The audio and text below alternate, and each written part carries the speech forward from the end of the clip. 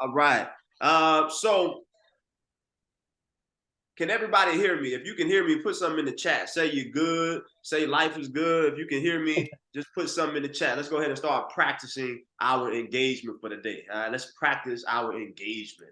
All right. I know some of y'all used to being at work on Zoom and leaving your cameras off, so you ain't engaging. So this is your test to engage right now. All right, cool. We got a lot of people engaging. That's what's up. That's what's up. That's what's up. All right. I saw somebody put in the chat that they can't hear.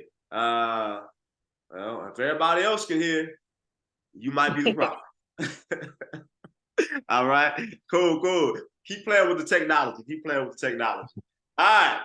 So let's get this thing going. So I'll talk about who we are, the host of this event, and then we'll get into it. So again, my name is Chris James. I am your host for the evening. I am the director and founder of an amazing organization called Creative Connections. This conversation that we're having tonight is inspired by one of the panel discussions that we had this summer for our event, Get Off the Couch, a mental health concert and conference. And that panel discussion was so powerful that we decided to continue the conversation via a virtual space. All right. So tonight we have 4 panelists here. We have an amazing relationship holistic coach in the space and mental health advocate, brother Sinsear. We got him in the space. I'm gonna let everybody introduce themselves in a second. We got the founder of Black Men's Mental Health Conference in the space, Miss Camillia Harris in the space. We got her in the room, and then we got anger management specialist in the room, the founder of the Helping Hands Travel LLC, brother DeWese. And I think I see my brother Jay White in the building, who will be facilitating this conversation today. But Jay White, let me know if you need some time. I see you driving. So let me know if you need some time to relax and park, and then I'll bring you in. But I will start the conversation. I was just allowing everybody to introduce themselves on the panel. So let's do it. And then obviously I forgot to mention, we got brother, my good friend, Dr. Curtis Jasper in the building, clinical psychologist. So it's a well-rounded space today, all right? And also, again, like I said in the beginning, please, you don't have to hesitate to share this Zoom link with somebody, all right? And that's also make sure we keep ourselves muted. I hear somebody already breaking the rules, all right? Let's keep ourselves muted throughout this conversation. So real quick, Sinsear, tell me how you doing and introduce yourself, brother. Introduce yourself. Peace and love, family. Hope everybody is well. Hope everybody is doing as good as you look. All right, I am Sinsear. I live in the holistic relationship space. I wrote a book called The 30 Love Laws, and I am an activist in the community, meaning that I get out and I do the work. I beat feet on the pavement. That's how my brother Chris James met me. All right, so I like to say that I like to make sure that I project a positive energy into the community, so they have that as a guide, and I am a student of life. I am a student of my people. Thank you so much, brother. Thank you so much. And I forgot to say, also when you all introduce yourselves, and since you did it very well, when you introduce yourselves, tell us what is your role in the space for Black men healing. All right, what is your role in that space? And since you were very clear in that, I believe. So thank you so much. So I'm gonna go on to brother DeWese. Tell us how you're doing, who you are, and what your role is in the healing of Black men. Hey, good evening, everyone. How is everybody doing? My name is DeWese. My company is the Helping Hand Travel LLC. I'm a certified anger management and behavior modification specialist. I work at Georgia Regional State Hospital right now. I'm a former supervisor of 2 adult crisis stabilization units. And my field and what I do right now, I work on the behaviors of those that have diagnosis. Because in my opinion and others, everything that they go through is a behavior connected to it. One of the things that we do right now is working with the youth and trying to steer them from going inside of the jail and those coming out of the jail to try to get them back into society in a more productive way. As Sinsear, how I mentioned Sinsear, the same thing. We work, we go around, we move like the wind. That's why my company's called the Helping Hand Travels. I take away the thing of, I don't have a car, I can't get you out of no money. It's okay, I'll travel to you. I make sure that the people that need the services receive the services. There's some people I brought on with me that I just want to really quick call their names out. Tippy, excuse me, from King's Palace, beautiful sister. Brother Chris Echoes from Scissors and Scotch. There's a barbershop that relaxes brothers. They can talk about things down there. Tony Reynolds, the gentleman that I studied under and became certified under, Addiction Counselor USA. He has a lot of things going on for addiction and other fields in mental health. Dr. Talisa Jackson from 100% Chiropractic, taking care of me right now because my back is messed up. I was in a car accident and some other things. She's really looking out for me. She does an amazing job. And Dr. Ty Denby from Mobile Clinic. These all that I called out are specifically for Black men and Black men's healing, not just mentally, but physically as well. Thank you so much, brother. Thank you so much for sharing. And I appreciate you for sharing resources and folks who are resources. And that is a conversation that we're going to be having today too. Resources that can contribute to the healing of Black men. All right. So we don't want to just talk about a lot of things. We want to give some tangible resources that Black men can tap into. All right. All right. So let's go to. Absolutely. I have a lot of them. Yes. We need them all. Sister Camillia Harris, thank you for being here. Tell us how you're doing, who you are, and what your role is in the Black men's healing. Awesome. So thank you for having me. I really appreciate being able to navigate amongst these kings. So just to get right to it, how I became an advocate in this space. 4 years ago, I lost my father to suicide. And since then, as I navigate through my own grief, I've arrived at this destination of creating Black men's mental health conferences. My organization is called Just Us MH Foundation, and we put on conferences. And my goal is to go state to state, city to city, rural city to rural city if I have to, and country to country. And part of my goal is to create awareness, bring information as regarding solutions, and to discuss topics that are taboo in our culture, for us to have healing for our Black men, our kings, who are the head of our households. We need them. And so part of my goal and part of my team is we create these conferences and we come together and we have these hard-hitting conversations regarding our cultural, the systemic differences, and just creating this healing and a safe space for our Black men to feel heard, to let them know that they are needed and they are wanted despite what society says. So that's our goal, and reducing stigmas related to suicide and mental health, seeking mental health help and services. So that's my goal. Camillia Harris, thank you so much for being here, and thank you for the work you're doing. And it was very important that we had a Black woman in this conversation today, because again, Jay White posed the question during the conference that we had on July 15th. He said, what is the role of the Black woman in the Black man's healing journey? And then he paused and said, well, does the Black woman play a role in the Black man's healing journey? And the answer from everybody in the crowd was yes, she does. And this young lady is proof of that. She is doing the work. So that's why she's here. And that's why we open this space up for all the other sisters that are also in the space, so we can all learn what that looks like, because again, we need you. All right.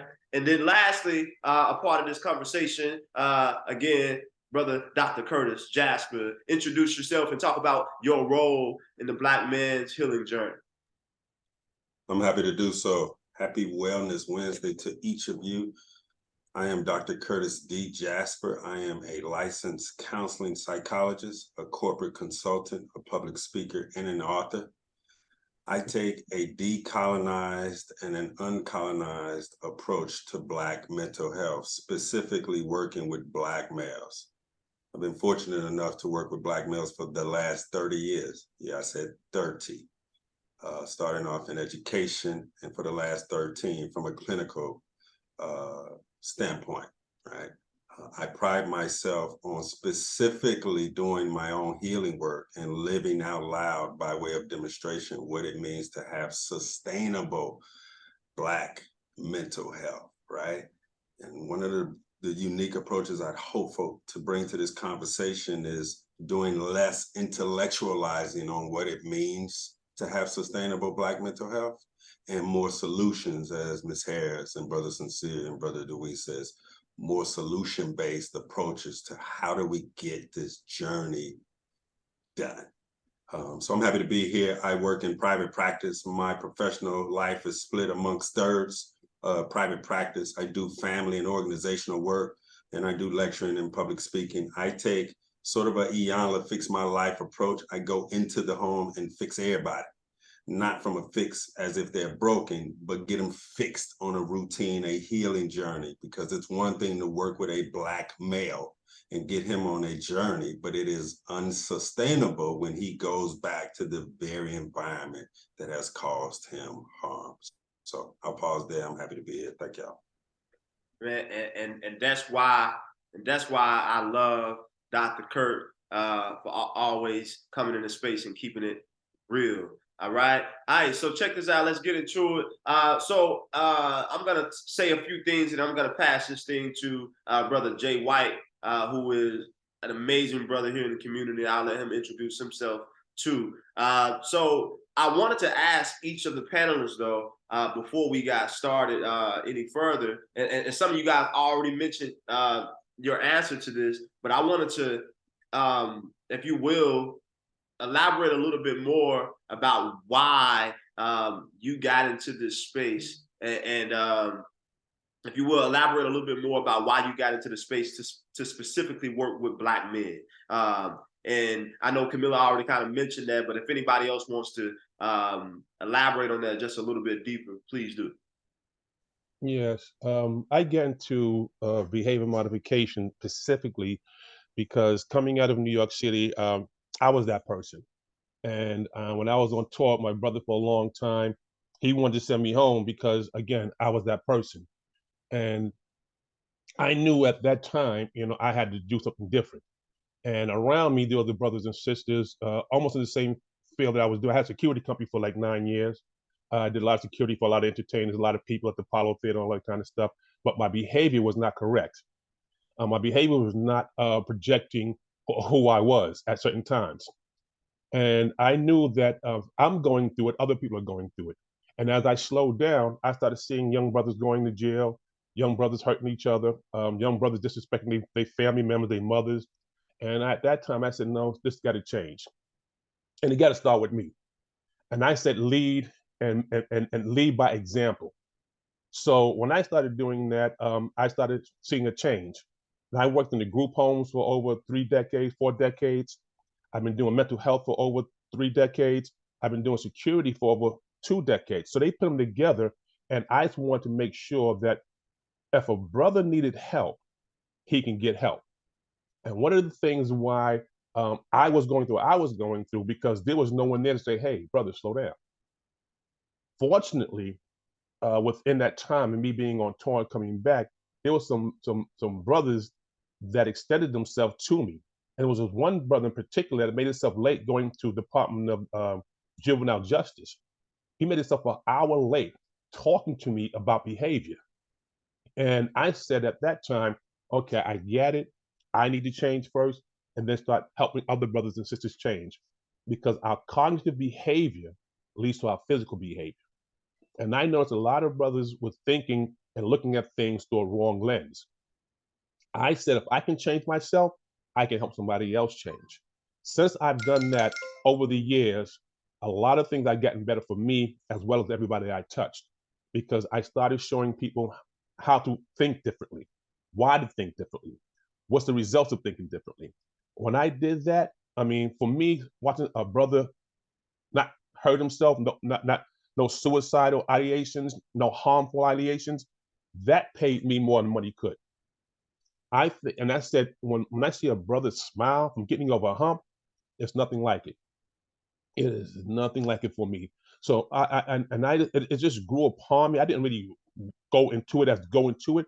It just came upon me from doing group homes, personal things in the neighborhood, and it just spread to me becoming from working in the group home as a tech all the way to a supervisor.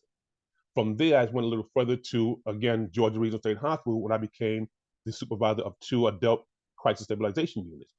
And I just wanted to make sure, again, that if you needed help or someone needed help, they had someone they can call to.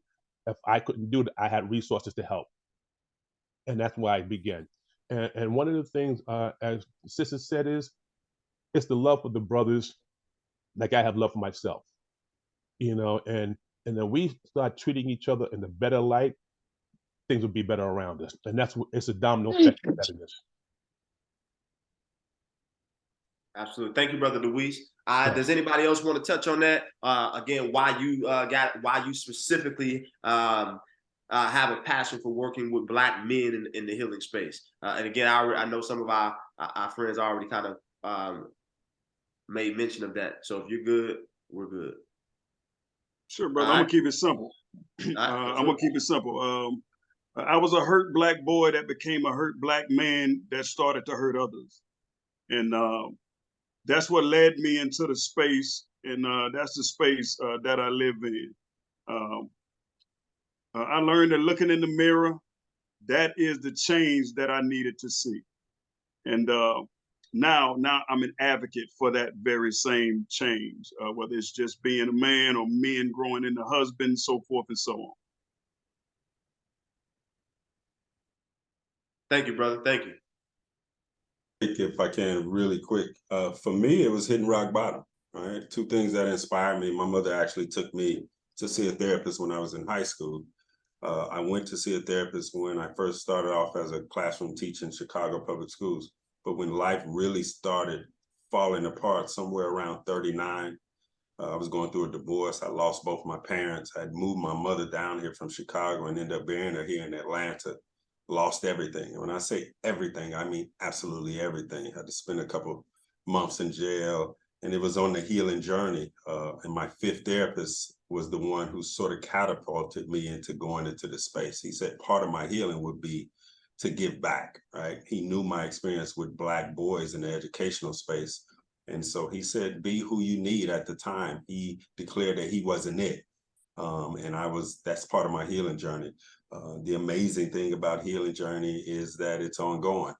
So I pride myself on living out loud, not in front of my credentials, not in front of my experiences, but actually doing the work so people can see that the work is to the final days, right? There is no arrival. There is no talking around it. There is no expressing it based on how you got here from an external standpoint. What's your real story, right? These young folks, they don't hear what you say, they watch what you do.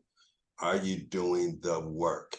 Are you doing the work? So what brought me into this space is I knew once I got started on really doing this work, Brother James, Brother Sinsear, Brother DeWese, Miss Harris, once I started doing this work, that I was going to take it on to my final days and grab some people along my journey. And that's why I'm here. Thank you. Oh, man, like all of y'all stories I connect to, man. So powerful. Thank you. Camilla, did you have anything that you want to add? Let's do it.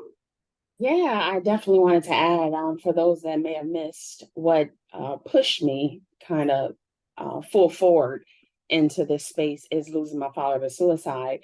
But the main goal, one, is when I heard God tell me that it was time for me to move in this space and to go ahead and push forward, I heard him say, you needed to save your father. And I found it to be very ironic because he was no longer here. And so what that meant to me is that I need to save another man that looked and resembled my father. And that was another Black man. And saving is not just saving his life, but letting him know that it's okay to not be okay. I wanted to have the opportunity, one, that I realized I never asked my father in the 62 years of his life, Daddy, are you okay? And I think often we forget to ask our men, our Black men especially, are you okay? And one of my main goals is to encourage any man, of course, because we know it's not about just the Black race, but to encourage our Black kings to know that it's okay to seek help, that it's okay to know that it's not going to deteriorate your manhood or decategorize your character, and just to encourage help, to know that trouble doesn't last always. And some of the things that I never got a chance to, tell my father in the midst of his demise, because I just thought it wouldn't happen. And then the fact that I thought I could save him. And so my biggest push is to bring knowledge and resources and awareness, because everybody doesn't know what mental health look like. And believe it or not, your coworker, someone standing behind you in the grocery store, is probably in the middle of a mental health crisis. And so just being aware and making sure we check on our family, our friends, our neighbors, and those we don't even know. So it's so much, but that's a little bit of what it is. And thank you, Camilla, for having the strength to tell your father's story, to tell your story, and for doing the work. So thank you again. So I think, in the spirit of that, so keep in mind that September, for those who don't know, September is Suicide Prevention and Awareness Month. So I want to go into this conversation,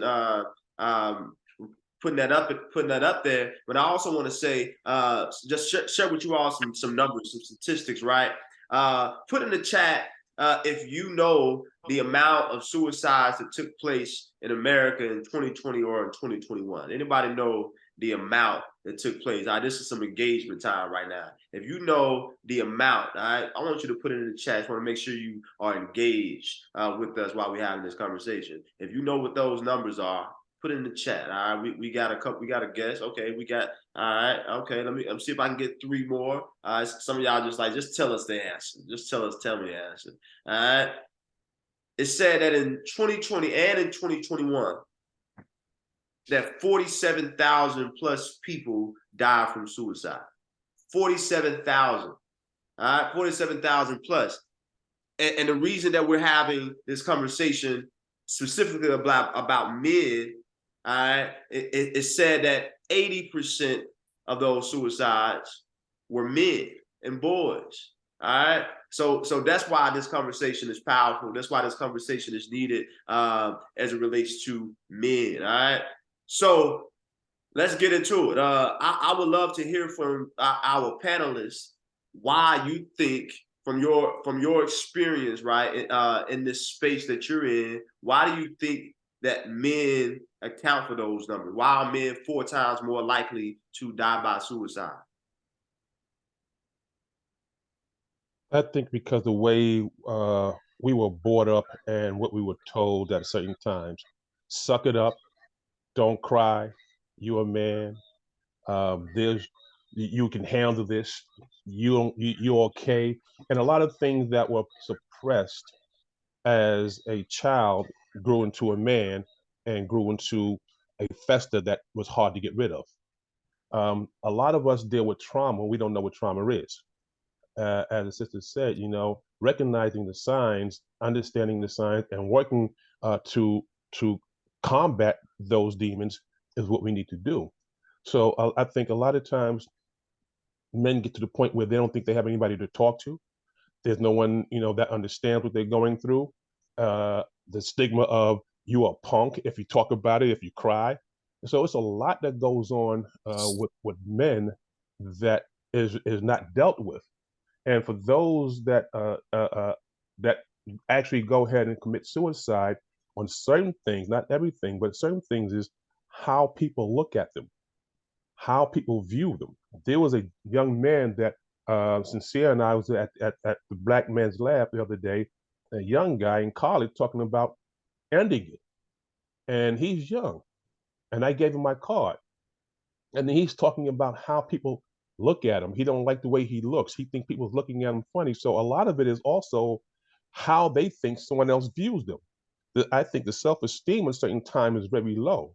And then the other part of that is there is no link that they can get to for help that is private. As we say in this spaces, somewhere that's going to be private, somewhere that's going to be non-judgmental, I don't think they know where they can go find that to help them with.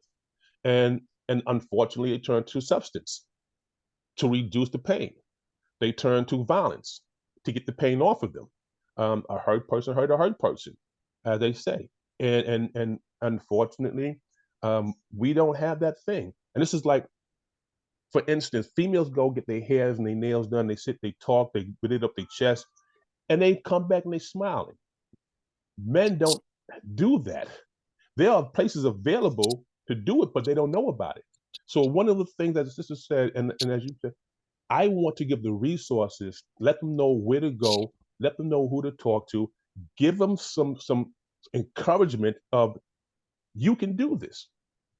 But if they don't have anybody that's with them and that's really in their corner, that's going to be non-judgmental, that's not going to go back and tell their boys, that's not going to go back and run their mouth, and he hears it later on down the road, that makes them go further into a hole, is one of the problems of why men end up ending their lives more than females do.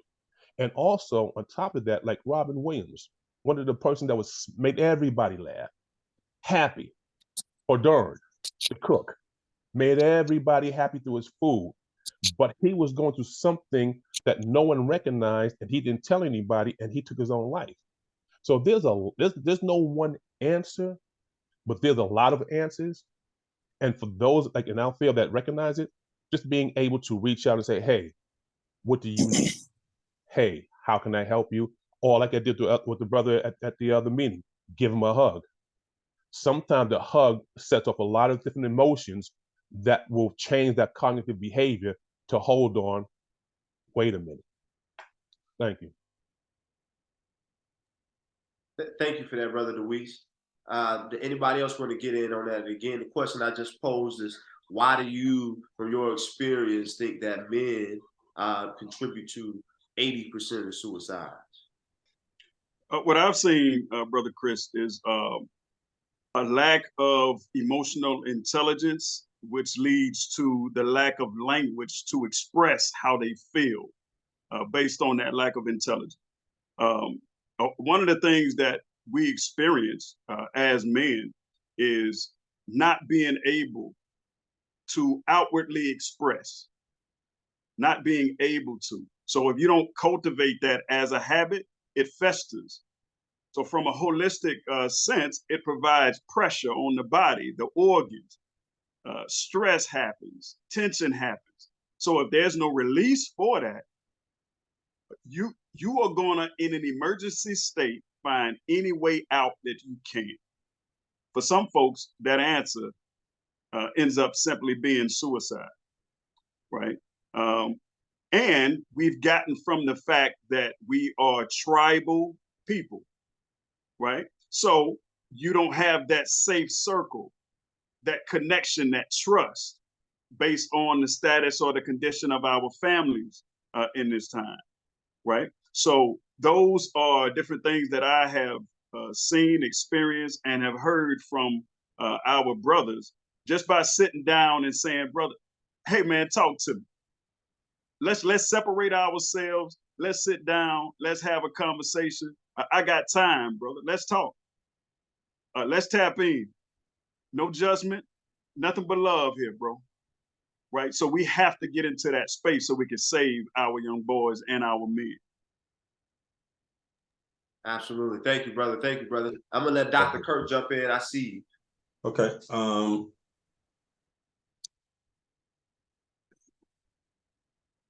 The high number of men who choose death by suicide. Let me be clear. They don't commit suicide. They choose death by suicide.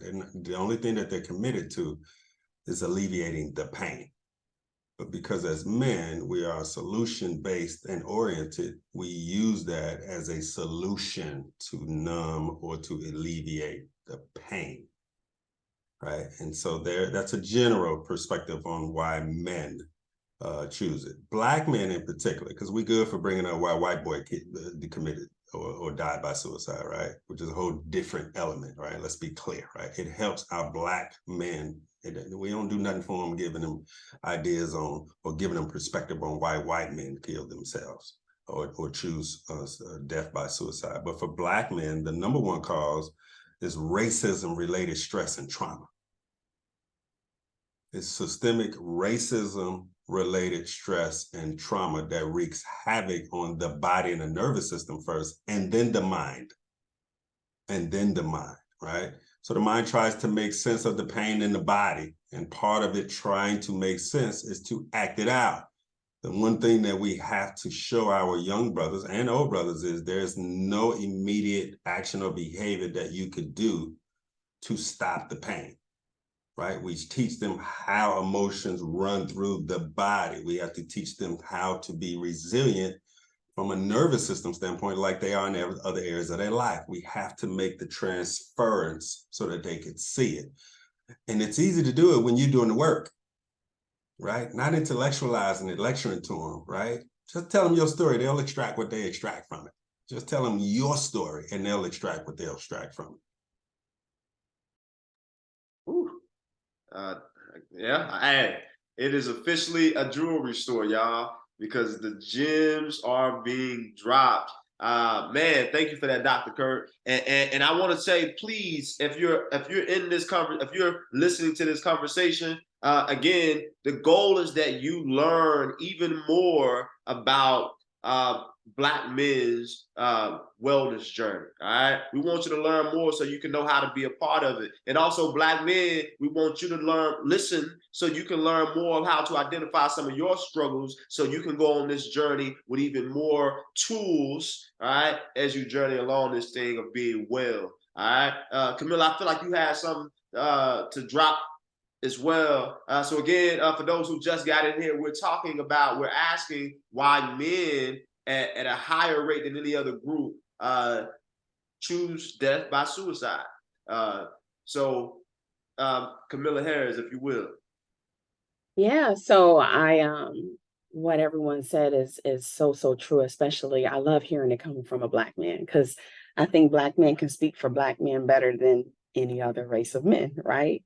But as a daughter of a Black man and a sister of brothers, I find it very odd that our Black men are not given the same space to share their emotions. So that touches back on childhood trauma, right? So as growing up, we get the same whippings, right? But I was allowed to cry a little bit longer than he was. And I find it so odd that God has given us the same amount and same form of emotions as far as sharing tears, but the boys are told they cannot cry. That has always bothered me. And so that boy that don't cry becomes that man that don't cry. And it becomes my father that exploded, right? Because not only did he commit suicide, but he took someone else's life too. So that is one thing. There is a lack of trust. There's a lack of providers that reflect the identities of our Black men that need that very treatment that their white counterparts receive. There is also a lack of knowledge and tools. And when I say tools, nothing to my brothers, they did the best that they can do, but they were the first two men at my father's side when he was in the midst of his demise. One said, "Daddy, tell me how you feel."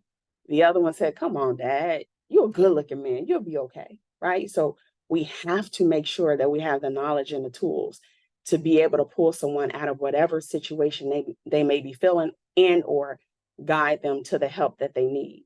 So there's so many disparities. But again, unmet childhood trauma. I forget which one of you stated that you work in group homes. I actually own group homes for 8 years now. And ironically, all of the kids in my group home now are boys. And oh boy, right? They have a lot of trauma from their childhood.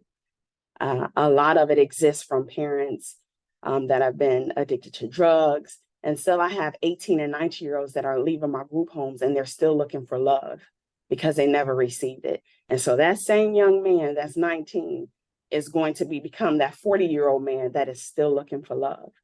So it is so important that we really target making sure that there is some reflection of identities and providers that looks like what our Black men need. I think one of the things with my father, he may have sought help, but coming from Lenox, Georgia, let's be clear, coming from Lenox, Georgia, way deep down in the South, he was not going to go sit on the couch and talk to his oppressor. Sister, I would like to say to you, this is DeWese. I've already worked in the group home for over 20 years. One, Black Men Lab is a beautiful place. I mean, if I can get some brothers down there, I'll pick them up and bring them up and take them back and bring them back if I have to. Black Man Lab is one of the, beautiful places, energy, wealth of knowledge, the camaraderie, the actual general care of a brother. Black Man's Lab is it. I have up here in Gwinnett County on the weekends, I have a contract with them, and every weekend not every weekend, every other weekend, I have a free mental health for Black young men. It's called Man to Man. Tell me what you're thinking. Open space, quiet, clean, private. No one knows we're there but us. And I try to get brothers to come out to do this. Now, for your situation, call me. We can talk about it. If you need me to come out there to hug a brother, sit with him, tell him what I'm going through, I'm there. Again, my thing is to come and be a part of the solution. We know the problem. Let's find a solution. And I'll say this, and I'm about to bring in another good brother. Thank you for dropping those jewels, Camilla. And that was something, and that's something we're going to talk about later on, y'all. We're going to talk about how, again, 50% of mental illnesses are developed by the time we're 15 years old, as it relates to, we talking about that childhood trauma, right? A lot of us are still walking around with that. And then Sister Camilla Harris talked about her father not willing to go talk to her oppressor. We have Dr. Curtis here who has a TED Talk that talks specifically about that, about how important it is if you're going to participate in the therapy experience and the counseling experience that you go to somebody who looks like you. Right, and it makes a complete difference. And I'm speaking from experience, right? I went to somebody who didn't look like me, and I walked away feeling I couldn't even explain what it was. But when I watched Dr. Curtis's TED Talk, it made all the sense in the world that I needed to go see somebody who looked like me. And I remember going to see somebody who looked like me and what that experience was like. And so, yes, so I completely agree with you, Camilla. That's real. So now I'm about to bring on to here the original host of this panel discussion that we had on July 15th, Brother Jay White. And he is also one of the leaders of the Black Man's Lab. If you don't know what the Black Man's Lab is, it is a group where they meet with Black men every Monday, right here in Atlanta, Georgia. Every Monday, it's probably about 100 Black men that show up every Monday. Every Monday, rain, sleet, or snow. And they are there. They're talking about ways that Black men can grow in business, in life, in their mental wellness, in faith, the whole nine. These brothers are doing the work, and Brother Jay White is one of the trailblazers with the Black Man's Lab, and he is doing the work, y'all. So I want to bring in Brother Jay White and introduce yourself, man, and carry on this conversation, y'all. And again, here in a minute, we are going to open up the floor for you all to engage, to ask any questions to the panelists, or to contribute anything you desire. And this is, again, I'm talking to all the audience members. So in a minute, get ready. So again, put your questions in the chat, all that good stuff. Brother Jay White. Yes, sir, man. First of all, let me commend you for your leadership, and everybody, all of the panels, the panelists. Once again, it's an honor to be in this space for such a time as this, man. I think we are living in the most dangerous time we've ever seen, but I think we're also living in the most opportunistic time that we've ever seen. It's like we're running out of dead ends. It's like we gotta face this thing. We have to face it holistically. And I'm speaking more communal. Real quick, it's not about my credentials, so I won't run through those. But I will say, as someone who studied religion extensively, I realized that one of the major reasons why we are not where we need to be is because we have adopted somebody else's spiritual system. And we can unpack that. But if I believe that we all have purpose. We all have purpose and we all have gifts and talents. And if those gifts and talents are not fanned as smoke until they become blazes, then we search for validation and for acceptance in ways that, and attention in ways that we shouldn't. There's an African proverb that says, if you do not embrace the Black men in your community, they will come back and burn it down for warmth, right? If you do not embrace the young Black men in your community, they will come back and burn it down for warmth or for attention. And I think that when we haven't been in a space, I don't think any of us who have grown up in this country have been in a space where growing up, we were ushered into a space of becoming our highest and best selves culturally and then individually. I don't think we were ever in that space. This is a westernized civilization that always wanted to benefit from our labor versus pouring into us and helping us to become our highest and best selves. Not becoming our highest and best selves, and then having people who look up to us for our role, or quote unquote, the role that we were given here in this society, and we're not fulfilling that, makes people look at us in a space where we don't have that acceptance or that valid or nothing to beat on our chest about to say, I'm doing my part or I did my part.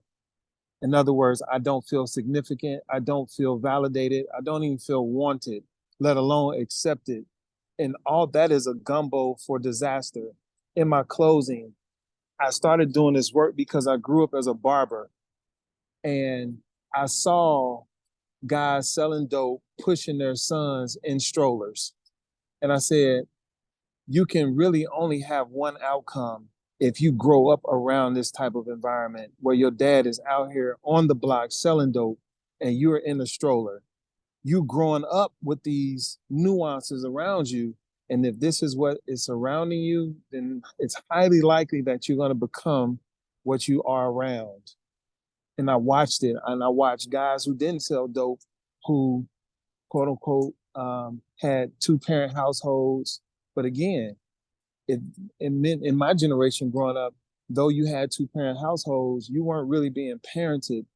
Your parents were out working and you were left to your own devices. And then you were around or surrounded by peers who were left to their own devices. So you kind of raised each other. And then when you throw music in there and the influence of music, or when you throw, and nowadays these young people are growing up on cell phones. And when you have all of these people searching for likes, searching for a comment that's going to say, hey, I see you, look at me, this is what this whole thing is about. And, who created FUBU was Damon John now. Damon John himself can fit you for a FUBU jersey or a pair of jeans, and of course it's outdated, but FUBU, he could himself put on a jersey and put on a hat and put on you some jeans and say, man, you killing it. Damon John, the creator of the brand. But if the right person doesn't give you a compliment, it doesn't matter what the creator of that brand said. The right people who are you seeking validation from, if they're not giving you accolades, if they're not constantly edifying you or sharpening your sword or cheerleading you to be your highest and best self, then it's just like you never have it. You don't have it, right? So I'm grateful for the conversation and being involved in it. The Black Man Lab is one of those places, safe spaces, sacred spaces, and healing spaces where we meet every single Monday and Tuesday. And we don't take no days off. We are there intentionally and we feed the community, and we're very intentional about, and we just came off of like a 13 city tour because we recognize if it's hurting people here in Atlanta in the Black Mecca, surely it's people out in the country, in the sticks, in places where you don't have the support or surrounded by a nucleus of Black folk, Black men, Black women who have your highest and best destiny in their heart. So thank you for the conversation, and I'm grateful, man. I'm looking forward to diving deeper into this and sitting at the feet of all who have spoken before me, who know more than I do, and can give me more tools to go back and have more impact. And I do my part by providing jobs. You know, I own this company. You see it, Petty Cash right here. It's a bike company. There's one of our guys there. There's Dre Nitty. And so I give guys an opportunity to be free, to go out and work, earn a living. Ain't nobody breathing down your back. This is a place where we build character and integrity, because ain't nobody micromanaging you. You got responsibilities, you got tools. If you take care of your tools will take care of you. But it's a place for you to be out and be free. Definitely working with guys who have recently been released, who, because of their background, can't necessarily get a job, especially one that is, again, pouring into them for them to be their highest and best seller. Like, you just should be blessed. You should be happy to just be free. And I'm like, yeah, but you got some people who are hermits. You got people who are like to live in their own silo, but you also got free spirits who need to be out here and mixing and mingling amongst people. And just because they made a mistake doesn't mean that they shouldn't be out in the general public and be out here doing what they do to earn income and talk to people and social butterfly, right? You can still monitor them on the bikes, but at the same time, they ain't got to be in the house all day, driving not only themselves crazy, but the people around them. So I've said too much already, man. Thank you for this opportunity, and I'm grateful, man. Man, absolutely, brother. Absolutely. Thank you for being here. Yes, sir. So Jay White, and I want you to, please, ask the panelists any questions you want to ask them. But I have plenty. But I want to ask this really quickly, and then I'm out the way for good, for the next 20 minutes or so, and then we're gonna bring some audience in to talk to us. And every black man in this space, I got a question for y'all. So make sure you're ready for that question. All right, but Jay White, Sinsear, Dr. Kurt. So I'm gonna pose this question for us, right? Because I know that we all got something in common. Right, we all have experienced divorce, and I know for me, I can't say for y'all how dark of a space that was, but I know that was a dark space for me. I was definitely living with a deep, dark depression. Suicide was a thought on my mind, right? It was just a really unhealthy space for me, and I think some of y'all may be able to relate from some of the conversations that we've had. But I want to know from you all, what could have helped you in that time period, for that space to not become as dark, right, as it relates to your mental wellness. So I would love to hear from any one of y'all. If any one of y'all or all of us wants to share on that, what could have, again, contributed to your mental wellness not going to a dark space during that time. All right. Again, everybody listen to these answers too, because what we're telling you is how possibly you could help somebody else in a similar space when they're dealing with darkness. All right. Anybody can jump in on that one. Man, I just talked a whole lot, but I would love to share real quick. And I am going to go back and share that I recently got a master's in divinity and studied theology. And I think that space, having churches, right? Churches having a space where you can come and bring that to, because churches shunned it. Church, you can't come to church. Not with that, you can't. I'm going through a divorce, and you definitely can't be in leadership going through no divorce. That's kind of a new phenomenon, right? But having a real space, because the church, quote unquote, is supposed to be that space. You're supposed to be able to come to church sick, dirty, hungry. You're supposed to be able to come, and people are supposed to embrace you with open arms. Supposedly. Well, that was not afforded to me, and I echo those sentiments. It was a very, very dark space for me, but I'm grateful for it because it pushed me through religion. It pushed me past the status quo. It pushed me past the embarrassment.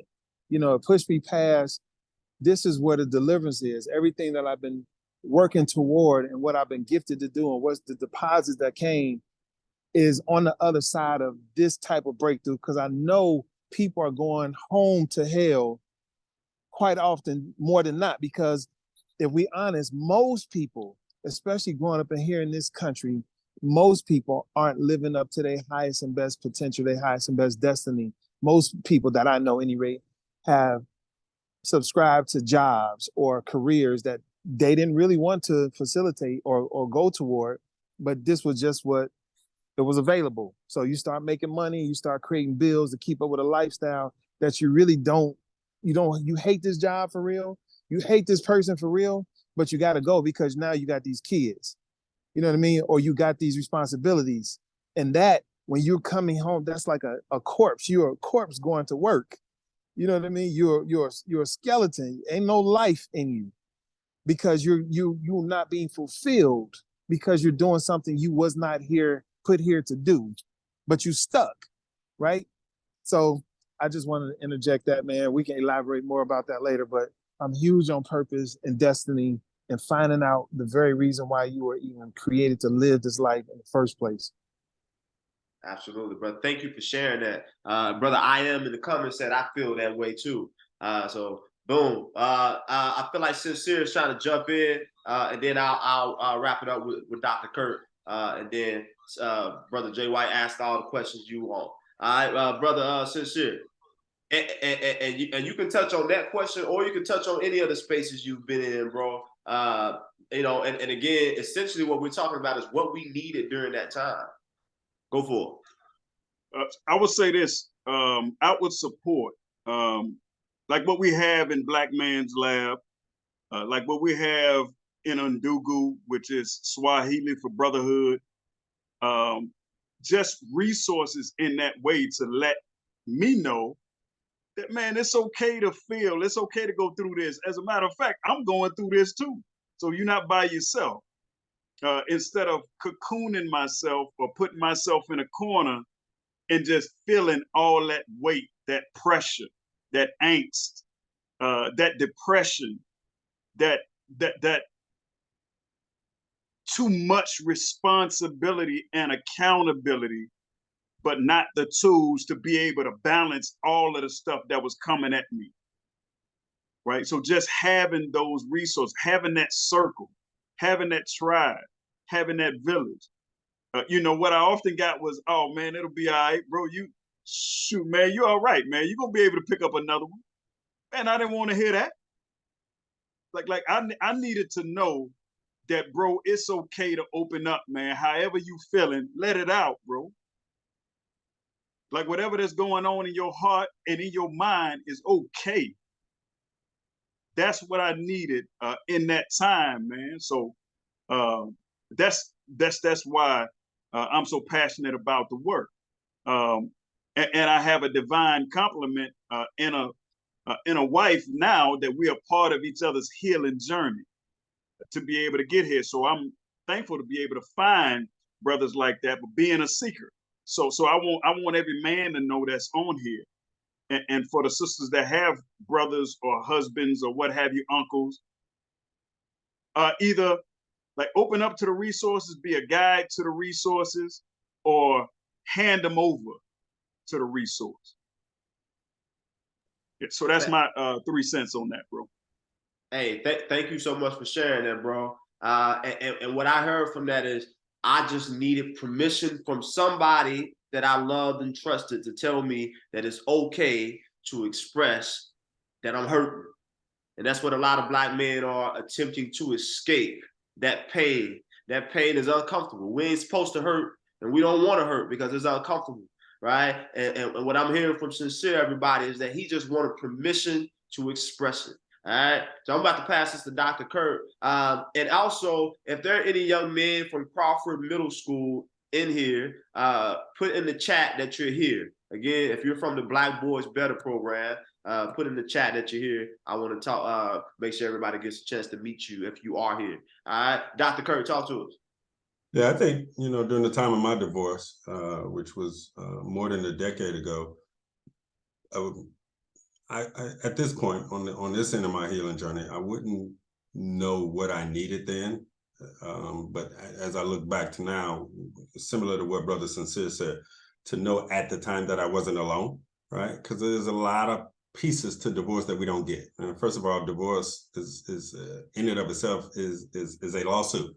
It's a legal term, right? It's the breakup of your expectations, of your relationships, of your title, of your role. It's the breakup and the traumatic experience of the breakup coupled with the grief that makes divorce very, very heavy.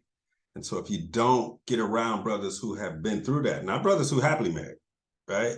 Because they're gonna tell you, right? Brothers who have actually been through that, it could be a very healing journey for you to first know that you're not alone. Second, know that this is the grief. Most of us are grieving more living things than dead, let's be clear, right? And that there is it hurts so much because it matters so much. It hurts so much because it matters so much. There's so many moving parts, right? And so you got the system that's involved in what you thought was your life, the legal system, right? And then you get to experience racism related stress with that. Then there's a situation with the kids, if there's kids involved, right? Then there's the commingling or the dismantling of assets, right? So there's a bunch of moving parts. I work with Black men every single day who are going through divorce or have been through divorce. Two things that I know from my experience working with divorced men. It's going to take you about 5 years to grieve it, to forgive yourself and your partner. It's going to take you another 5 years to recover financially. You got 10 years to recover, generally speaking, to get on the other side of divorce, even if you remarry. Even if you remarry. Woo. It is a jewelry store, y'all. It's a jewelry store. Thank all three of y'all for those gems. Jay White, it's yours.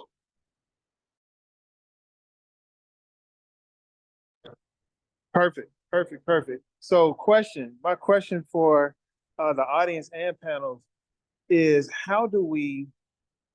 what can we do before we get to a person who is trying to end it all? Or what can we do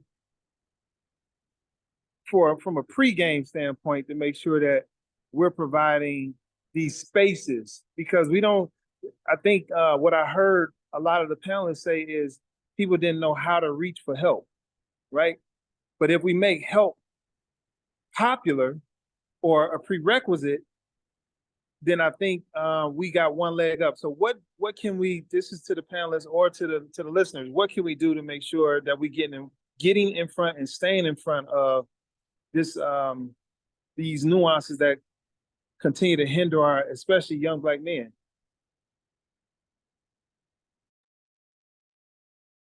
Yeah, brother, I would say check-ins. Check-ins and sharing the resources. Check-ins and sharing the resources.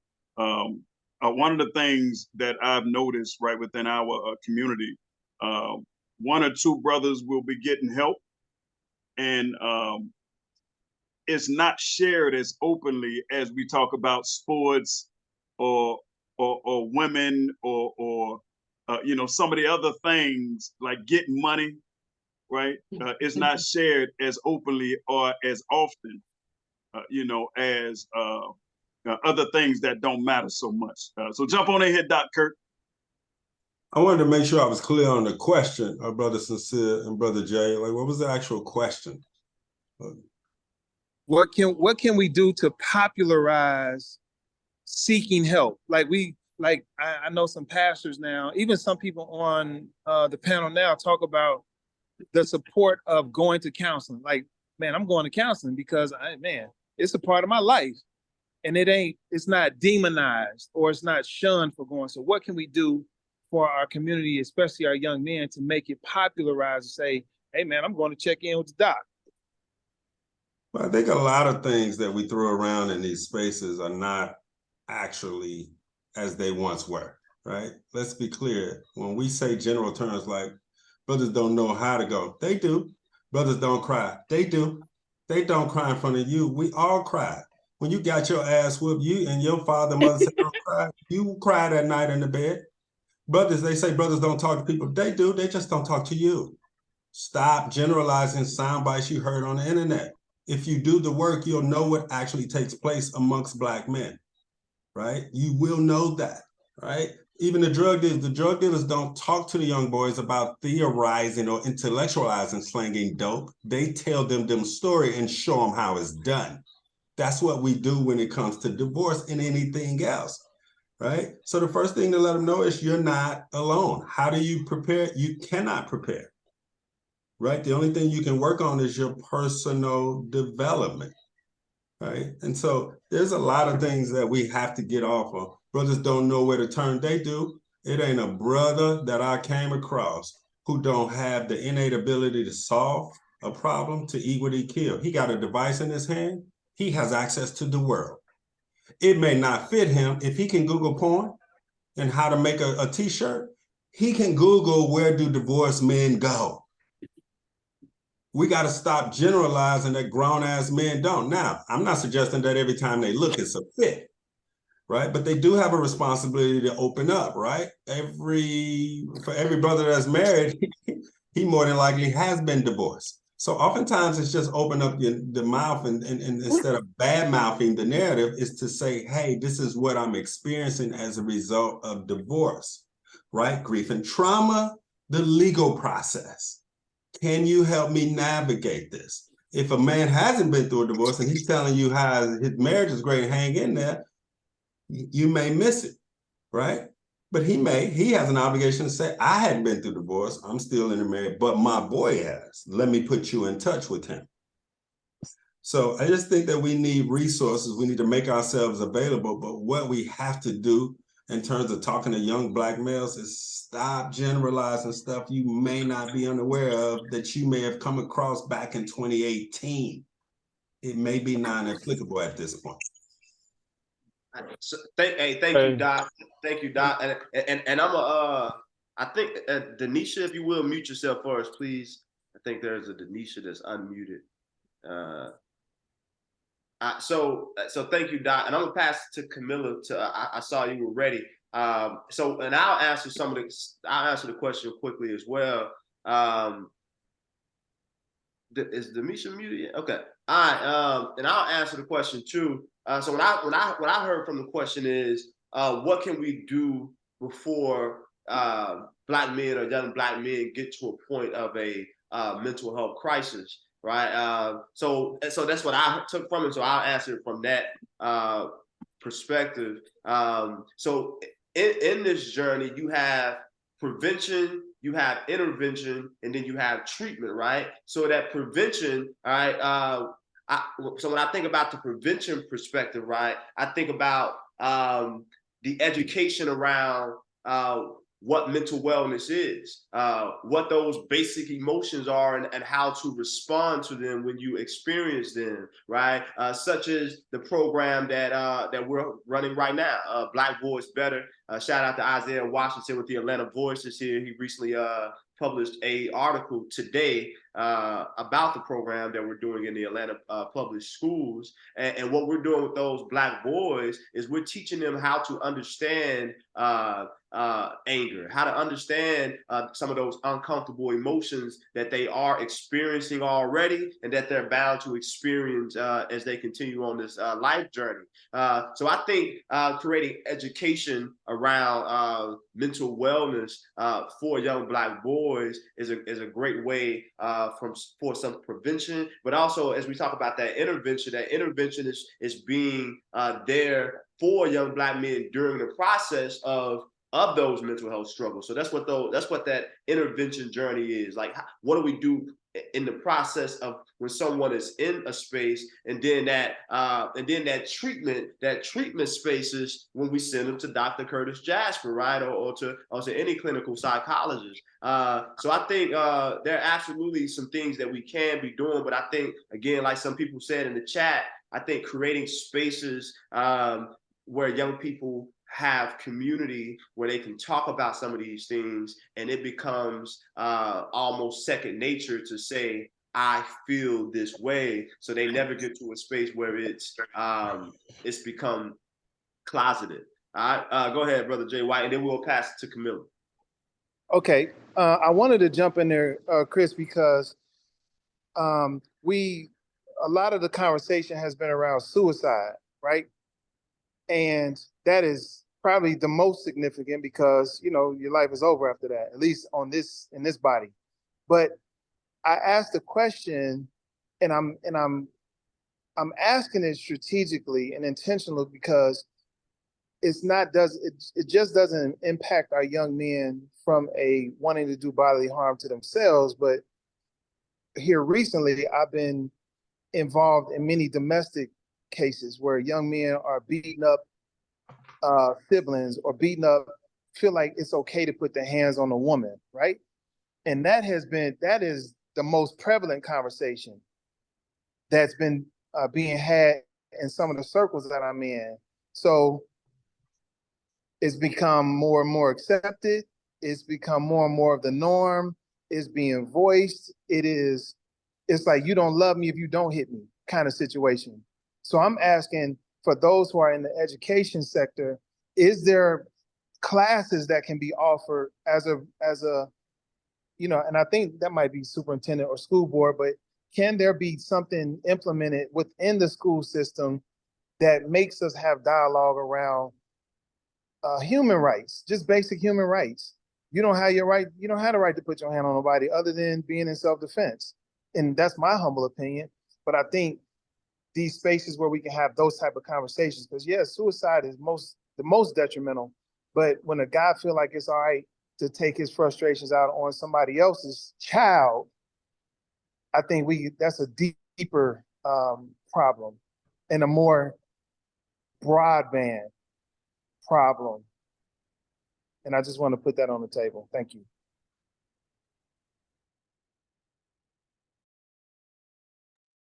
Absolutely, absolutely. Camilla, did you want to add something? And then I know Brother DeWese is he wanted to share something next, but please go for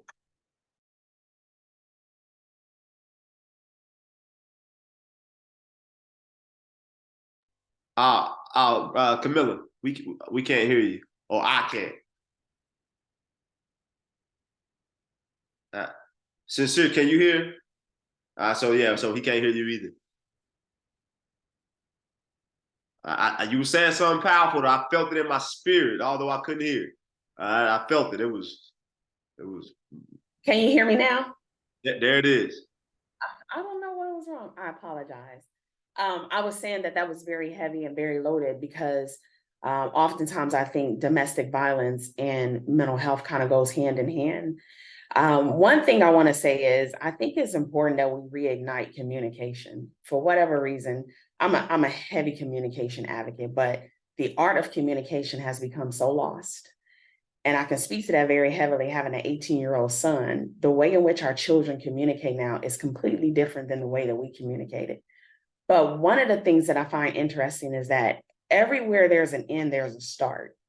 And so I think it's so important to get to the beginning of where the trouble comes from, right?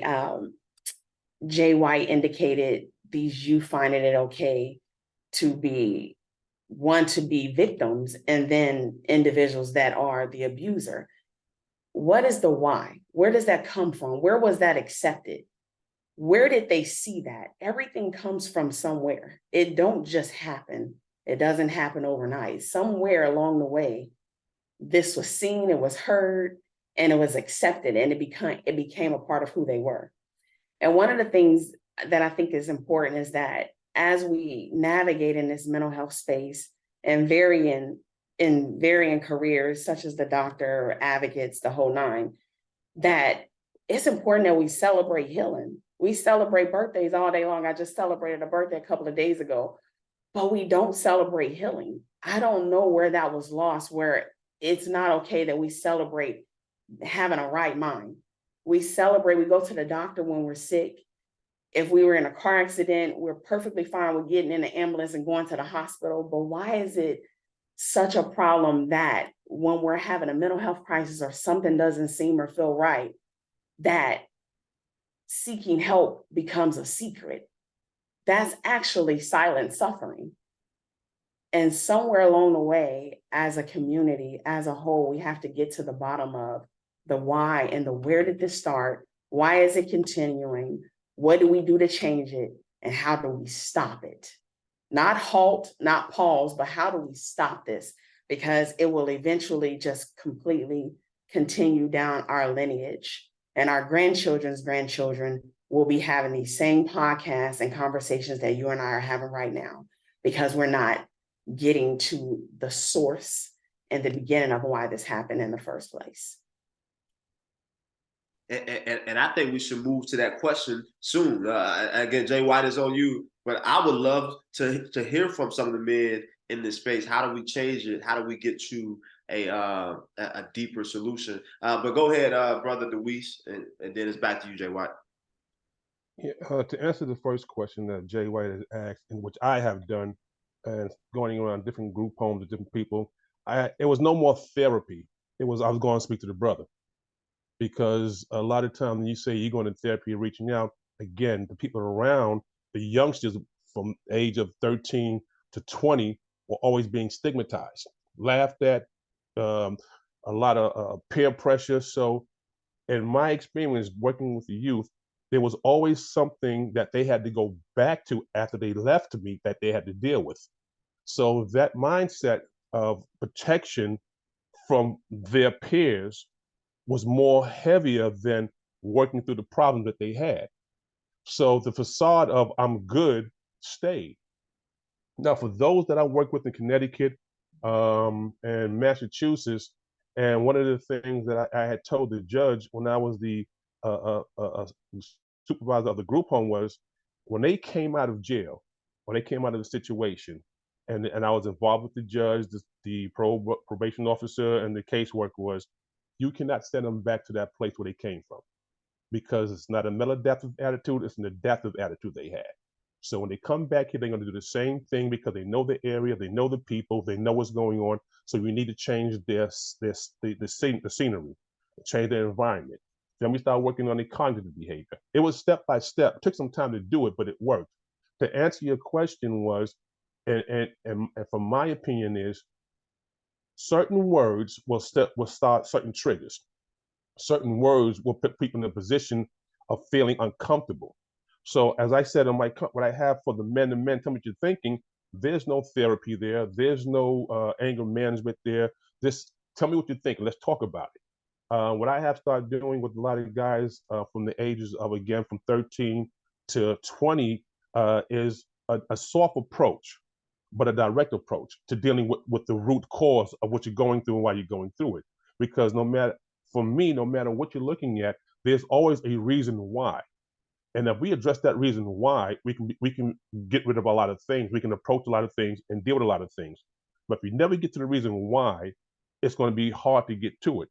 But in my mind, and looking at it, no matter what we do, if they go back into a toxic situation when they leave us, we're fighting against the stream, because they're going right back into what caused them to get this way. So it's not just that one person that we have to look at.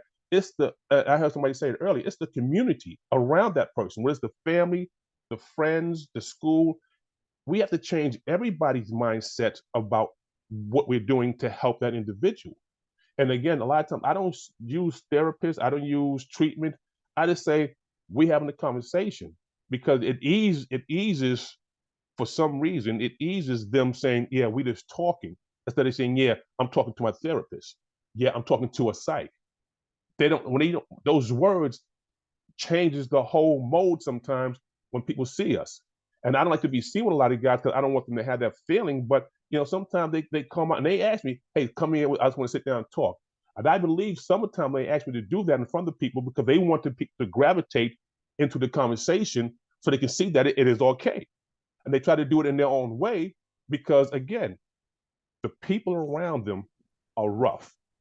The people around them and especially in the age that I'm talking about, 13 to 20, they play mind games. They play games on those that they don't look at as being equal to their peer that's lower than them or have any kind of problems that they think they can degrade them on verbally. And that's a lot of mental problems there too. Peer pressure is a mother. Peer pressure will tear one of these guys apart to the point where they don't think they have anywhere to go. Because even if they do want the help, again, they're going right back to the same pothole that they came out of. And we're not there in the pothole to help them. We're not there to, to say, hey, don't worry about it. And this is why, again, I put my number out for a lot of people to call me, text me. I got a cutoff time because, again, I need to dump my stuff somewhere else too. I know I got issues, and I can't keep on putting issues on top of mine and I deal with mine. So I have a cutoff time, but I do have a situation where they can call, leave a voice message, leave a text, and they'll let them know I'll get back to you. If I see it's a dying emergency, I'll send somebody to send a text to them and stay in contact with them. A lot of the things that, and he said, was always a checkup. And one of the things that Dr. Shannon, she's one of the clinicians that is working with me, she says a checkup from the neck up is what a lot of people need. And I believe, like I talked to some other people, it's not just the mental health, it's the wealth, the health inside of you as well. How are you feeling? Are you sick? Are you eating right? Because all that plays a part of the mental health. So my thing is, and to answer your question, White, is I believe changing some words, it's all about semantics for some people, and having a space where people are used to coming to and have continuity in that people coming to. Can't be there one day, then not the next day. Can't tell them I'm going to be there and don't show up. Because when you break that continuity, you break that belief or that trust. So continuity in care, continuity in your word, and open up a space where everybody can come in. Even if you don't want to talk, you just want to be around some positive people, come on in. Like the Black Man's Lab. Thank you. Thank you. Brother Jay White, you got another question for our panel? And then we're going to get ready to close up the questions for the panel. And then we're going to bring the audience in here in about 5 to 6 minutes. And we're going to give the audience an opportunity to pose any questions to the panel, or just if they just want to contribute anything to the conversation. And because I want to make sure we get out of here by 8:30. So, hey, my brother, real quick, it looks like that Dr. Pittman has her hand up to contribute something. I'm going to bring her up in a second, brother. Okay. Brother Jay. Okay, question. As I shared coming in, I know that being a bar, like LeBron used to do this thing where you bring guys together around barbershop and have conversations. I know everybody doesn't necessarily have access to a Black Man Lab in your particular city, state, town, or in your community. What is something that you want to see? How can we help or facilitate? What can we implement in your circumference that will help you to be more efficient and effective? Like, what doors can we open? I was actually just thinking, like, man, I'm surrounded by bikes, as y'all see, but this is also the barbershop. Like, I'm literally cutting hair as we speak, right? But I'm also aware that barbershops have such a significant role in us being able to let our hair down. Is anybody on the panel or anybody on the call open to, is it an idea where we can maybe pull up on a local barbershop, sit in, and introduce young men to a space? Because barbers and beauty salons or beauticians are in your crown, this is where your ori is, where all of your ideas, like your energy and your information, a lot of it comes from here outside of your heart chakra, right?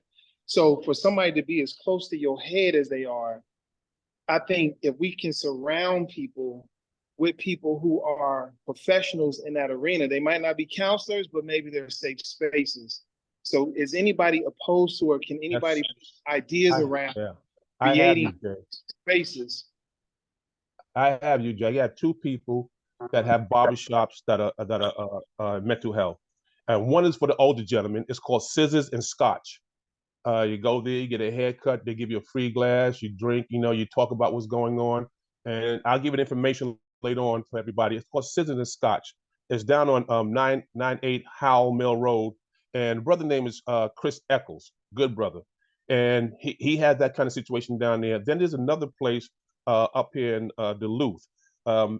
Sister Asterisk Ross, she's the administrator of one of the Islamic schools. Her son has a barbershop that does almost exactly that. And they cut hair and they talk about what's going on.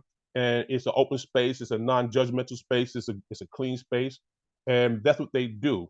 Besides, I don't do the haircut, but at the libraries, I have my own space, closed doors, where they can come in and this again, this talk about whatever's going on. There's no setup, there's no direction that we need to go into. Meet them where they're at and go with it. So yes, Jay, if you need that information later on, let me know and I'll give you that information.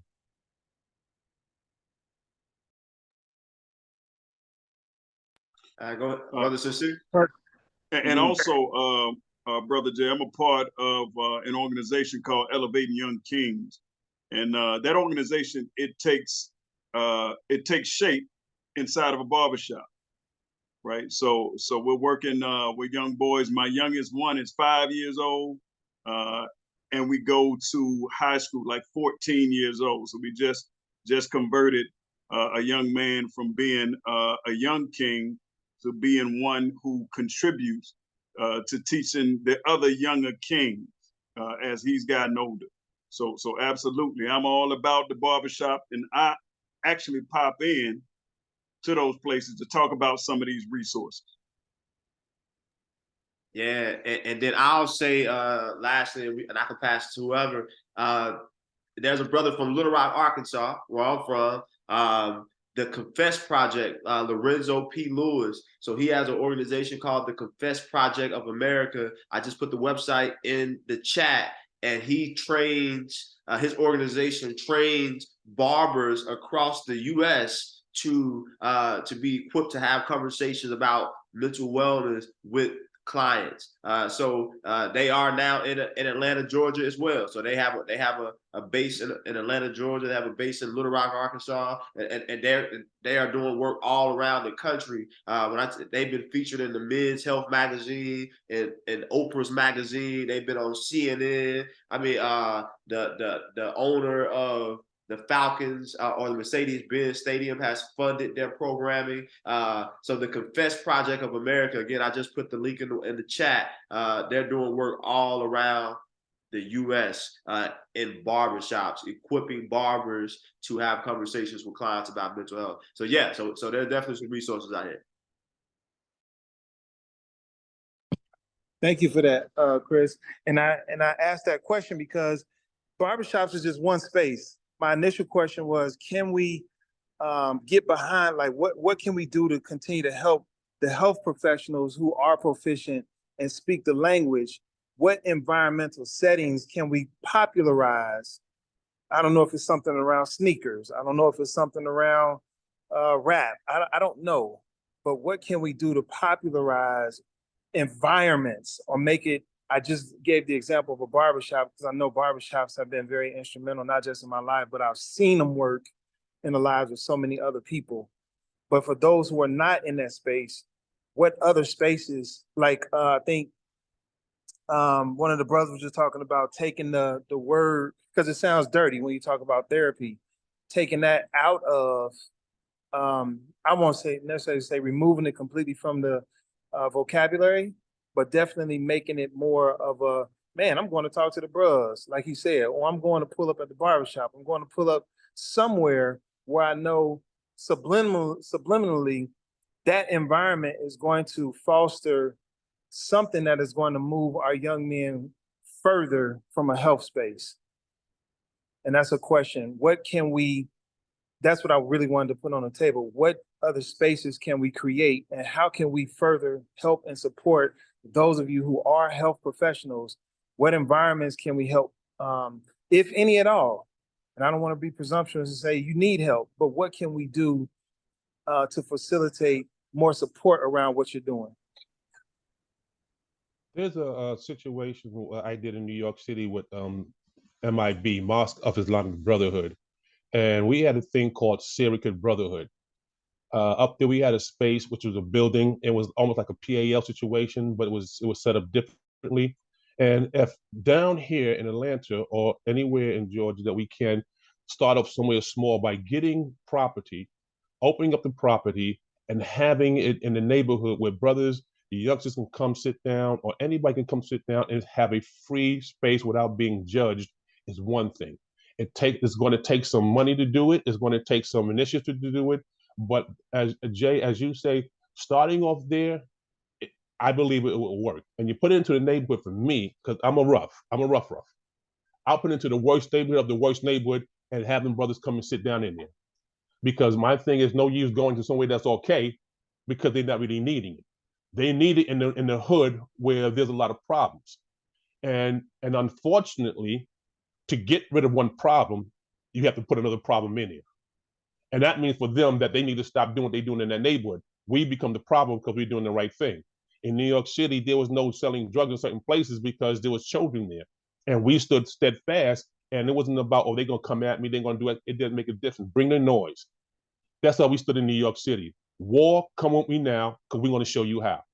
We did it, made it work, and they went through it. So starting off, as you say, what we can do is, without the sneakers, without the other kind of stuff, is open up a building that have different rooms for different support reasons, or just comfortability, clean and non-judgmental and safe place is where we can start.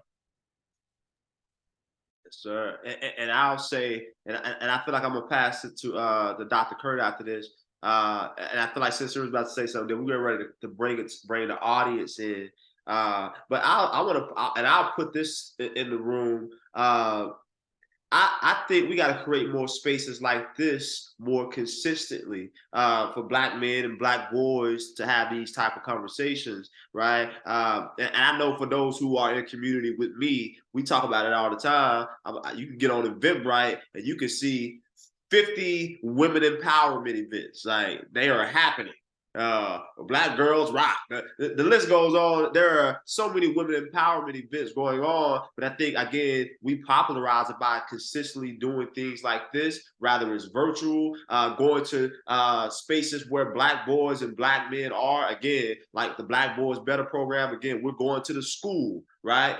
You got programs like Elevate Young Kings where you're going where these Black boys are, and it's an accessible space for them. I love, like, with the Black Man's Lab. The Black Man's Lab, again, they have about 100 Black men and boys in there every Monday, and they're doing that event at the YMCA. And it's dope because the black boys can just come out of the gym, and then and they're pulling something. They're pulling those Black boys in that room too. So the Black boys, they sitting in there, and then something about the Black Man's Lab, they have food every Monday. So you can eat first, and then you network, and then the DJ is playing music for a little while, and then they get into the conversation, right? So that's what I present, man. I think again, we, like Brother DeWese said, we go to where they are, right? And we consistently create spaces that are like this, and I don't think it would necessarily be as sexy either. Again, like Brother DeWese said, if we're putting on the flyer, everybody come to the neighborhood barbecue to get therapy, like, that's probably not going to be as helpful. But I think, yeah, definitely going about creative things like this and consistently doing it. I'll pass to Sinsear or Brother Dr. Kurt, or whoever wants to have that, and then we go to the audience. Hey, man, I'll just say simply, we don't want to overcomplicate it. The space that we need to open is the heart, right? So these conversations travel with me wherever I am in the streets. When I'm talking to Black boys and Black men, man, how you doing, man? How you feeling? What's up with you? What's going on with the family? Hey, that's where it starts, right? And it's just showing up, like, in the community as a resource, showing that you care, right? Again, going back to that tribal, right? The absolute greatest resource that we have is each other from a wholeness perspective. All right. Thank you, brother. Thank you, brother. Dr. Kurt, you got something before I turn it to the audience?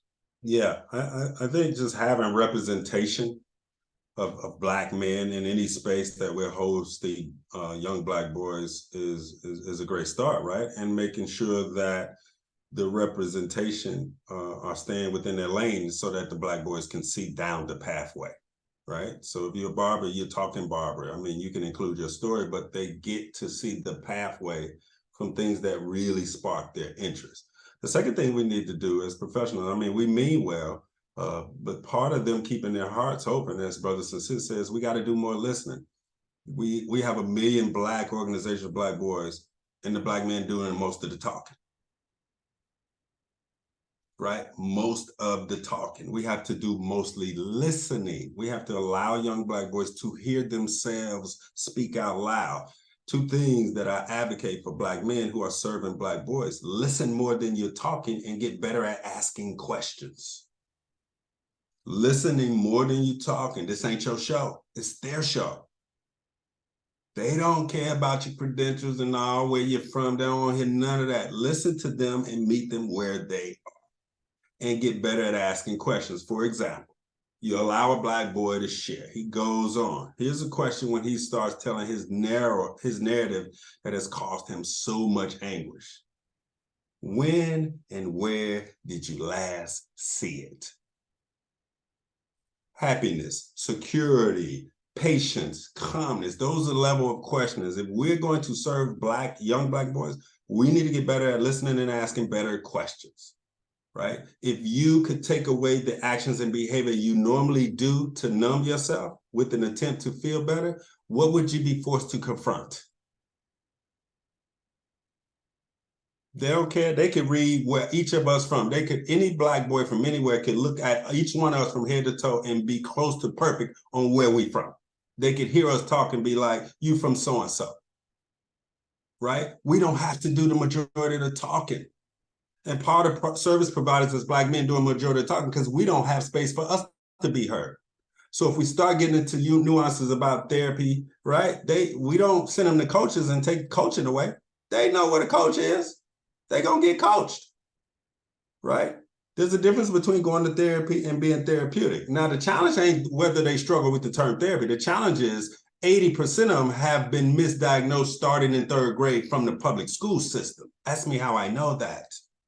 So they don't trust any white coach. It ain't therapy. It's folks trying to make sense out of their symptoms without addressing their causes, right? That's what we got to do. We got to get better at, we have to get better at doing active listening to our young. They will come into their own. They will say something like, damn, I didn't even know I said that. Or whoa, right?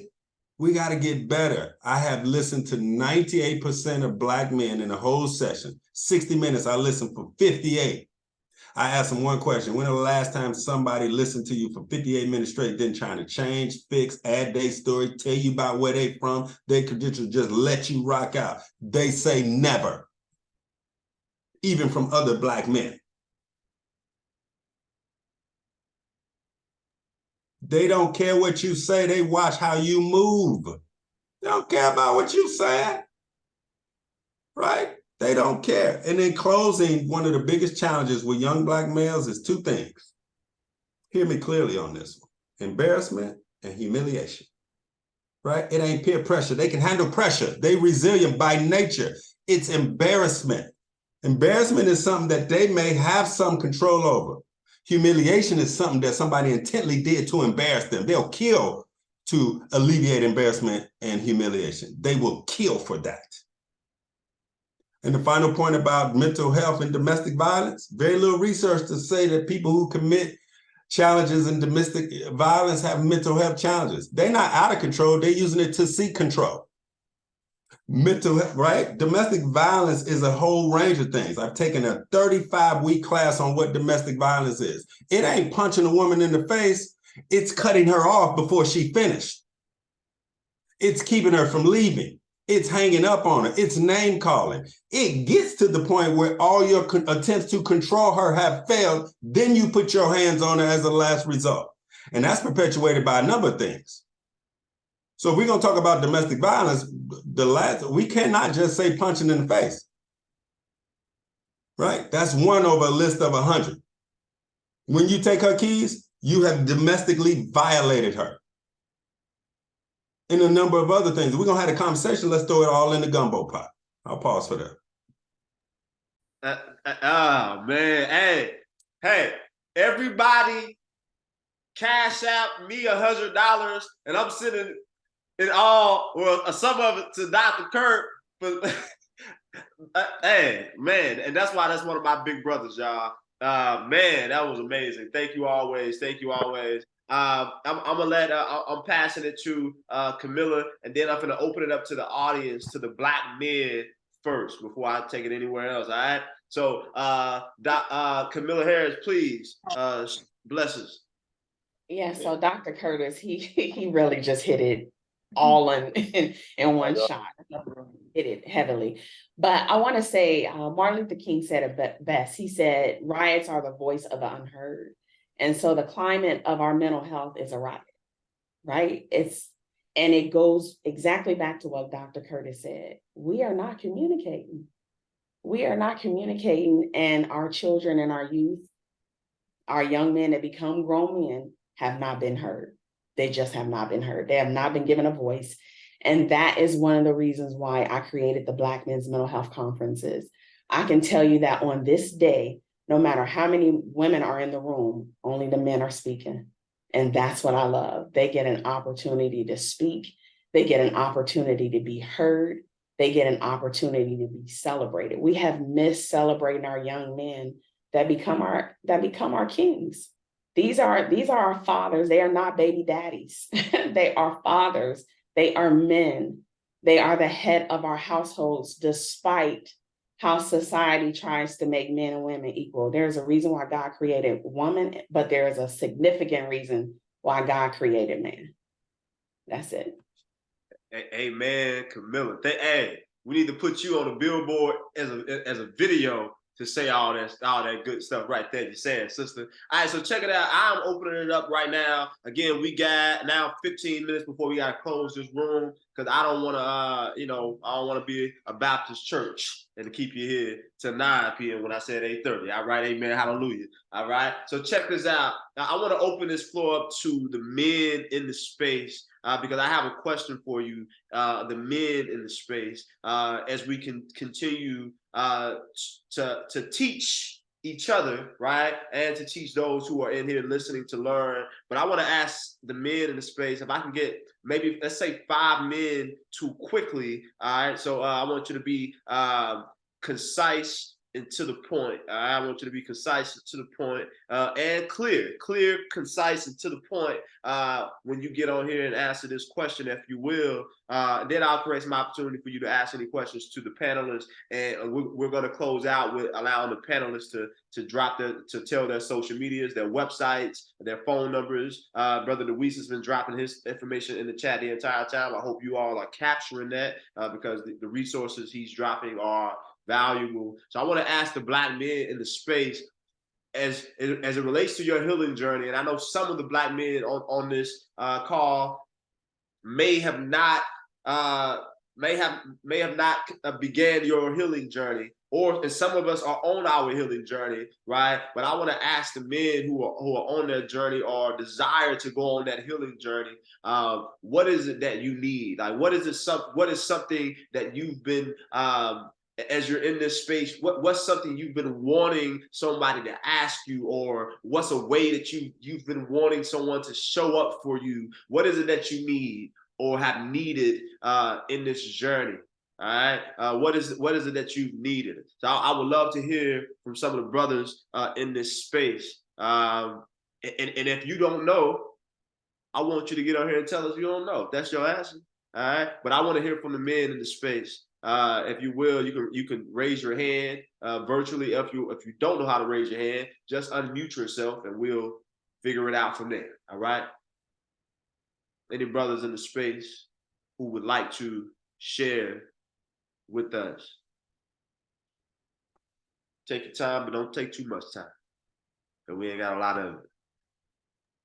You got Kenneth. You said somebody got their hand up? Kenneth had his hand up. Kenneth had his hand up. All right, Kenneth, come on in here, brother.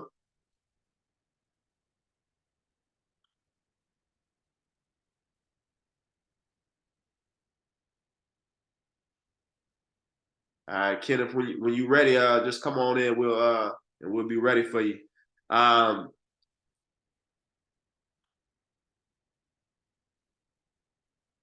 Make sure it's not anything I'm doing on my end. All right, Kenneth. Or anybody else? Is anybody else in the space who would like to share? Any brothers in the space who would like to contribute in any way? Is there a brother in the space who would like to contribute in any way? Well, I guess I'll come in. Let's do it. How you doing, brother? Introduce yourself. What's happening? My name is LeBron McAdoo. I'm a 31-year educator. I currently teach high school at Little Rock Central High School, but I've taught alternative school. I've taught K through 12, so I have a breadth of knowledge in the educational space.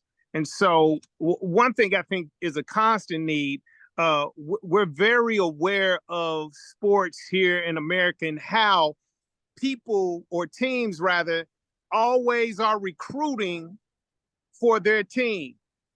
They're recruiting for those lost positions. So as a speaker myself, as someone who not only pours, but pulls out of children what they have, I always try to emphasize the fact that you need your life team.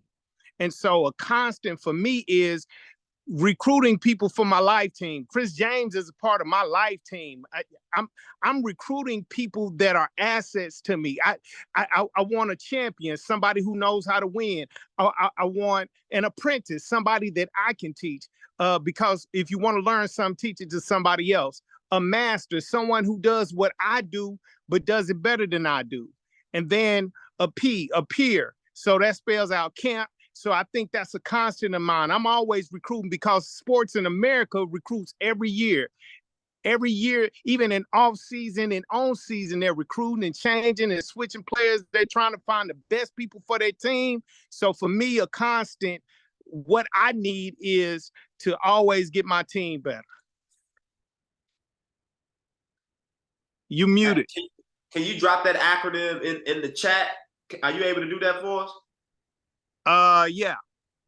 Hey, I appreciate you, brother. Hey, look, Chris, it's coming out in my book, Grow Life Curriculum, but it'll be a sneak peek. Hey, well, I'm about to bar. He said that to everybody because he knows, when he gives me good information, I will use it. All right. All right, it's gonna be in your book, but is it copywritten? Is the question. All right. Anyway, moving forward. This is one of my best friends, by the way, y'all. Run back. Good brother right here. All right. Any other brothers want to share? What do we need? What do we need as Black men, or what do you need, or what do the boys need that you know of or have experienced? What do we need? I would love to hear from the Black men in the space. And if you're more comfortable putting it in the chat, I'll read it in the chat. All right. I'm gonna give a few more moments for the Black men to contribute. If nothing to say, I receive that. I'm gonna move on to some sisters in the space who also would like to contribute. All right, any brothers? This hey, is yo, time. Chris. I got it. What's up, Kenneth? Hey, I don't know if I was the Kenneth that you called. I didn't even mean to touch the button, but I guess it was meant for me to talk, and I finally was able to stop the car. But I know that you were asking about, being on your healing journey and those sorts of things. And, I know a couple of y'all know me and I'm sitting in the dark, but, and I see my brother Sinsear and my sister Camilla there. But, I've been on a healing journey for about a couple of years, and part of that healing journey was the past 19 months. I've been sober. I do a lot of talking about my healing journey to anybody and everybody that I meet. And that's one of the things, is that for other people to be attracted to a better lifestyle, we have to be open and honest with them. It's also continuous healing for ourselves. I think a lot of times we may not look at it as that way, but the more we tell our story, the better off we remind ourselves. And a lot of times I may find even a new testimony just within that one conversation. And, the principles that I have for myself and for different things I do in the community, a PCP, positive, consistent, and present. We can always be positive, and that means say we want to do positive things or speak positive to other people. But it's that consistency piece, that follow-up, that consistency even to ourselves that keeps us present. That's present to ourselves, present to our families, and present to our community. But if you notice, that consistency piece is in the middle and the heart of it all. And that's where I think a lot of times we may either not do enough, but sometimes we may try to do too much in one space that we can't keep that consistency with individuals around us that may need us. So not only should we have more forums like this, but also if a brother can't make it to something one person does, let's make sure we broadcast what someone else is doing, because we may lose someone by saying that, well, you know what? I'll let you know next time and hopefully you can make it. No, recommend something else. We need to be able to know where we can help a brother out in that time of need if we can't do it right then. So it's that selfishness, unselfishness that, hey, I love to help them, but it may not be a next time. 19 months ago, I was suicidal. I was out on the bench. I ended up next to a bum. But I'm a 24-year pharmaceutical sales representative, and nobody would have known my story until I started telling it now. I believe the one gentleman, when he said Dr. Shannon, I believe he might have been speaking about Dr. Angela Shannon. I'm not 100% sure, but she was the one that stayed consistent when I missed the appointment that morning, and she called and checked up on me later on. If we don't make sure that we double back and check up on our people, we never know. They may be even more lost, or they may not be here tomorrow. So when you talk about suicide, when you talk about addiction and those sorts of things, I am that person, and it could have been me, and I'm no different than anybody else on here. It could still be either one of us if that right moment hits. So we got to remain consistent with each other. And that's all I have to say about my journey. Hey, Kenneth, thank you so much for sharing, brother. Thank you, like seriously. And Kenneth is doing some great work in the community. Make sure y'all connect with Kenneth. Kenneth, drop your information in the chat, your website, or your social media, so people can connect with you. Kenneth does an event called the Brothers Brunch, or the Brothers Mental Health Brunch. It's called the Brother. I don't get on. I don't be trying to advertise everywhere. So hey, this was your space, but you open up the door. So this is our space. Hey, cool. It's the Brothers Brunch Foundation.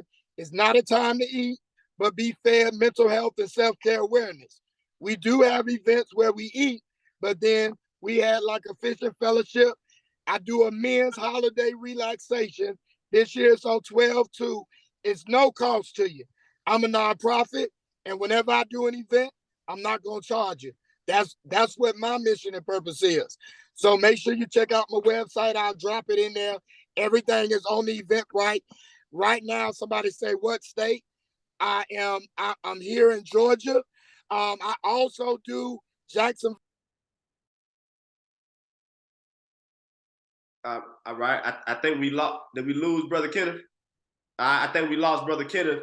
For the sake of time, I'm going to move forward. I saw Brother Kasim raise his hand, and then we're finna get ready to close out. Brother Kasim. Hello, how are y'all tonight? My name is Kasim Smith. I live in Pine Bluff, Arkansas, a little bit south of Ron. And, one thing that I've experienced over my time, especially in relationships, has been, when you do express yourself, finally express yourself, feel comfortable enough to do that with our women, then it's brought back up later. And that caused me to shut down in other relationships after that, because I didn't know if I could trust that person. So I think and I'm not saying it's all the women's responsibility, but I think women need to be more cognizant of that and allow us that space so we can feel comfortable talking to them, because it's not just for them. Because if our relationship does not work out, then that next woman will need to be able to, listen to me and talk to me. So that's a very, very difficult thing. I got over it finally. by doing some things myself. And I had some help from the person that invited me. Thank you, Marie. And I want to just say thanks to all you guys for coming on. And I think what you guys are doing is great. And keep going. Thanks. And thank you for sharing that, Brother Kasim. And that right there was plenty. And so before I transition, so I did say we were going to end at exactly 8:30, but give me a 10-minute grace period because I want to make sure we get some more in here. All right, if you don't mind. So I want to ask any brother in this space. So because we got some sisters in here, and I see some sisters got their hand raised. I am going to bring Dr. Pittman up to share, and any other sister who wants to contribute. But I want to ask the black men right now. Again, Jay White posed the question on July 15th. What is the role of the black woman in our healing journey? And Brother Kasim, he just dropped a very valuable jewel. Again, when we finally do express ourselves in any way, all right, hold that to yourself. Don't bring it back up in a negative way that shows up as a microaggression, right? Because if you do, we're probably not going to trust you or the next woman in the future. All right. So I want to ask the black men in the space, any black man, one or two of you, what do you need? What do we need from black women in our healing journey? All right. If I can get any man to contribute, and then again, Dr. Pittman, I'll bring you up right after. Is there any man who would like to contribute to that? I would love to hear from any of the men who we haven't heard from. Dominique, you got something? Is that? Let's hear it, Dominique. See, sometimes you gotta pull your brothers in. Come on with it. Hey everyone. Thank you. Thank you, Chris. Good seeing y'all again. Sincere, pleasure seeing you again, brother. When you talk, and I heard you speak on the role of the woman in the man's healing journey, I think one of the most important aspects to always remember is that women are the vessel that God has allowed to use to bring life into the world, right? So in that, there is a natural nurturing that comes from them. And I think that if they allow themselves that opportunity to be that nurturer to the men in their life, not babying them, not turning them into children, but being that support system, I think is what will be a great addition to many men out there, is having just that open place where they can be free, be themselves, and have that safe place for a person that is supporting them where they currently are on their journey and for where they want to be. And that right there is another gem to the jewelry store. Thank you, Brother Dominique, for sharing that. Thank you so much. Is there other brother in the space who would like to add to that? What is it that we need from our women in our healing journey? All right. I think I'll try to speak, Mr. Chris. Go ahead, Brother Chavis. All right. So honestly, I'll say this. I wouldn't say what we could expect, but what we would like to expect. Let's try to say that. What we would like to expect, or what we have in our mind of what we feel like our woman at that time and period of the healing space is required of her. Whether it's that nurturing, where maybe I don't need the nurturing because I'm already having that and I understand that, but I may need it financially. Can you help me and benefit me on that one? Could you help me in other areas to where I'm not mentally healed, like showing me something that maybe I was lacking as far as mother and nurturing wise, as was said earlier. So there are other key areas, but I wouldn't necessarily just say what to expect from them, because we can never expect anything from a person, but what we perceive or what we have an idea of a woman of that time period fits us. Thank you, Travis. And I would like for some clarification, and maybe I can help make it make more sense. So when you speak of what we need from women in our healing journey, I know you mentioned finances. So what came up for me, and you can correct me if I'm wrong, I know a lot of men Even me, there's been there can be a lot of pressure when it comes to our mental wellness, when it comes to finances, when it comes to how we Right. are. Right, learning financially those ropes and learning how to financially budget, because we in typical times, if depending on if we're feeling depressed and whatnot, we'll splurge, or we may spend too much money at the bar, et cetera, et cetera. So if we're learning certain traits and stuff that we've never picked up as a childhood, whether it's that financial advisor part, to learning how to budget to move in with the family to take care of other needs that we're needing in a relationship, whether it's that healing factor to say, yo, we need to spend some time, instead of spending money here to go here, let's spend that time on therapy to heal and take care of that extra time on that mental. So there are other things. What I'm saying is we shouldn't expect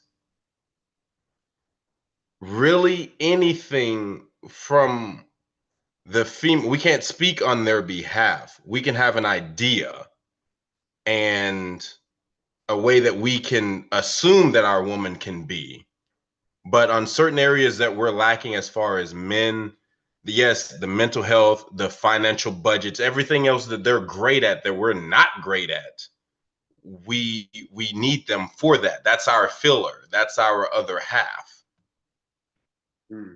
Okay. Thank you for sharing that, brother. Thank you for sharing that. All right. Is there one more brother who would like to contribute? What is that you need from sisters in this journey and on this space of healing? Is there one more brother who would like to contribute to that? All right. Only if it's nobody else. Go for it. All right. So I've been married 25 years. And I really need that soundboard. I need that person there that sees me as valuable and that person I see as valuable. I need that person when I need to make a decision to say, okay, let's think this through. Give me options. I'll give you options. Let's work this thing out. So that, for me, in my past 25 years being married, has allowed me to be a better person and allowed me to make greater decisions. So in terms of what I have needed personally, I'm not speaking for the world of Black mandom, but I'm just saying that sounding board, that person that will be that second ear for me, that person who will give me clarity. Thank you. Hey, thank you for that, brother. Thank you for that. All right, so check this out. I think we got one sister that wanted to contribute. Dr. Pittman, please unmute yourself and share with us. And if there's another sister who would like to ask a question or to contribute to the space, please unmute yourself. We got a few minutes and we're going to wrap up for real this time. All right, Dr. Pittman. So hello, everybody. My name is Katrina, and I'm just grateful to be in this space. And a special shout out to Sinsear. I saw your post today, and that's how I found it. And so one of the things I just want to quickly hit on is that question that was, what can be done to popularize or maybe even encourage help for men to seek help in that mental health space. And I'm going to say it really quickly. What I feel like part of the issue is that the way our culture came about, the way this country came about, soldiers can't cry because if they cry, they kill. So just collectively with men, I think it had to be indoctrinated to minimize and dismiss your emotions. And that was kind of more so for a collective military operation. But then we didn't reprogram again coming out of that. So there was this gap. And then in our community, of course, you guys definitely can write the show on that. So what I see here in answering that question is, anybody remember the campaign, Real Men Wear Pink? I really think that men need to show the variety of men in order to, like, from a collective point of view, show that, oh, I am all man and I cry. I am all man and I have emotions. And I think when that becomes promoted and normalized, other men who will not enter into all men's space because of the trust issues may be more willing, because you mean I can still be a man and show my emotions? Teach me how I can really use my masculine and feminine side and not be challenged and judged. So I think from my perspective, you guys are the billboards. You can really normalize it so that we really can be comfortable with the wording. And I do understand speaking to your audience. So, but I don't like to water down therapy and mental health. I don't want to water it down, but I do understand the audience I'm talking to may prefer coaching or assistance in some other words. And we can work all the semantics out, because the question I have to that answer on a collective right here, this is like 40 people. This is close to 50 people. This is truly a mastermind alliance. And the alliance is on Black men and mental health and wellness. Everybody here is doing something in their own sector. I've been copying anybody's contact in here, because on an individual basis, the second part is that I need resources. I do not market myself as specializing in Black men only. But in all honesty, 40% of my population I serve are men. I look at myself as a conduit, a liaison. I leverage it. So if I can get all y'all to put your stuff in there and I can copy and paste in it, I have a guide. I have so many people coming and looking, and they need so many of these different things that you guys offer, from incarceration to divorce to relationships to childhood, to all of it. And I need you. So I know what you can do to normalize it, to encourage it, to popularize it, advocate, make all of these alliances. The money will come later. Money is a leverage, it's a conduit, but just start collaborating with each other. Do more of these, and saying, okay, you and you, let's get together and create an event. And if you always are monetizing people, especially our Black men, and I know I'm not one, but it becomes a money thing. And so you dismiss. And so all of us know about service. So we can give. And for the collective good, for the collective consciousness. So please drop your stuff in for me, because I need resources like yesterday. I get people that come to me. I'm trying to find you guys. But if we could really create a mastermind alliance on Black men and mental health, even someone else in the chat let's get a directory of everybody here. I need it. I need it because I have Black men who, yes, they come to me, but I also know that although I serve a purpose and I serve a role, there are things that I cannot do. And I want to be that liaison. I want to be that connection. So help me help us. And then, for the other side of the women. So when a woman does all of that thing, how can she recover? How can she recover? How can your queens recover from the damage that has been done? Because we need that space to be allowed to show up differently too. And so I'm so grateful. I know I took more than my time, but I am grateful. And I just thank you guys for allowing me to be in this space.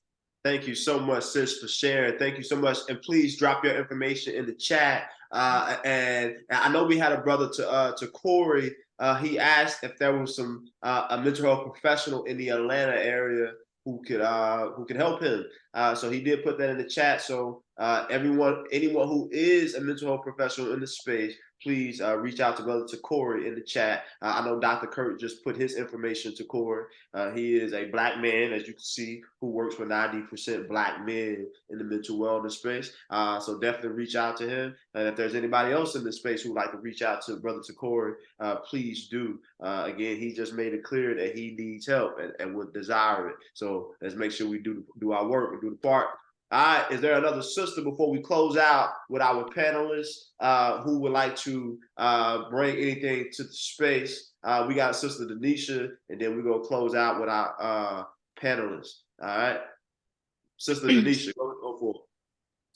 Hello, everybody. First of all, I just want to say thank you. I didn't even know that they had spaces like this at all for Black men, so I love this. So I am a therapist, and my target population are African Americans, Black men. I really wanted to know, what are some practical tips we can do to help them practice vulnerability, and not even just as a therapist, just in general, because as she mentioned, and as you mentioned, that they don't have a safe space to be vulnerable, to show their emotions and things like that. And just overall, like, how can we show up for them? How can we help them practice that vulnerability, if that makes sense? I think we kind of thank you, sister, for your question. And I feel like some of the men kind of we did kind of touch on that, but what I'll give to you, sis, is start with practicing, with the man you're with, or the boy you're raising, or the nephew in your life, right? I think just creating space for them, I think, is a great start. So that's what I will give to you, sis. And I know if Sinsear, Dr. Kurt, or Brother DeWese, if you want to quickly respond to that as well, please do, and then we'll go to close out with Marie, and then we out for sure. Thank you. Thank you, sis. And make sure you drop your information in the chat, because we would love to stay in touch with you. And for those who are here, if you go to the chat, you will see at the bottom of the chat there are 3 dots where you can click those dots and you can save the chat, right? So you don't have to try to write down everything on your pen, on your pad. You can save the chat, and you'll be able to see all the information that has been put in the chat throughout the day. All right. So okay, Dr. Kurt wants to add to that. Go for it. I think one of the things we need to do is open it up. When we talk about encouraging men to be vulnerable, there's levels to that, right? We cannot limit it to just the mental health space. I was listening to the other brother talking about the relationship. Some of us don't need therapy. Some of us need to just grow the hell up. Some of us just need to mature. Some of us just need personal development. Let's be clear, right? You're not ready to be relatable, right? That's different. But when it comes to being vulnerable, there's levels to that, right? And so one of the things I work with men is to really discern whether the women in their life are showing genuine displays of care, or is it performative? Are they really trying to change a man, or they are trying to assist him? Because therapy is just one option, right? He needs to go talk with someone about his finances. He needs to talk with someone about his life insurance. He needs to take his ass to the gym. So why you limit it to just therapy? If you're really caring for a Black man, are you feeling a codependency desire within yourself? Or is it that you are really trying to assist him in leveling up? Because therapy is just one thing, right? And the best way to get a man to do something is to do it with him, if that is in fact your man. Go to therapy with him. Go working out with him. Go talk to somebody about policies. Go to the doctor with him, right? We limit it to this. Well, how can men be more vulnerable? Send his ass to the dentist. How vulnerable are you not with your mouth open with somebody digging in there, right? So if we're going to do it, we're not trying to fix or change man. We're trying to show genuine, holistic care.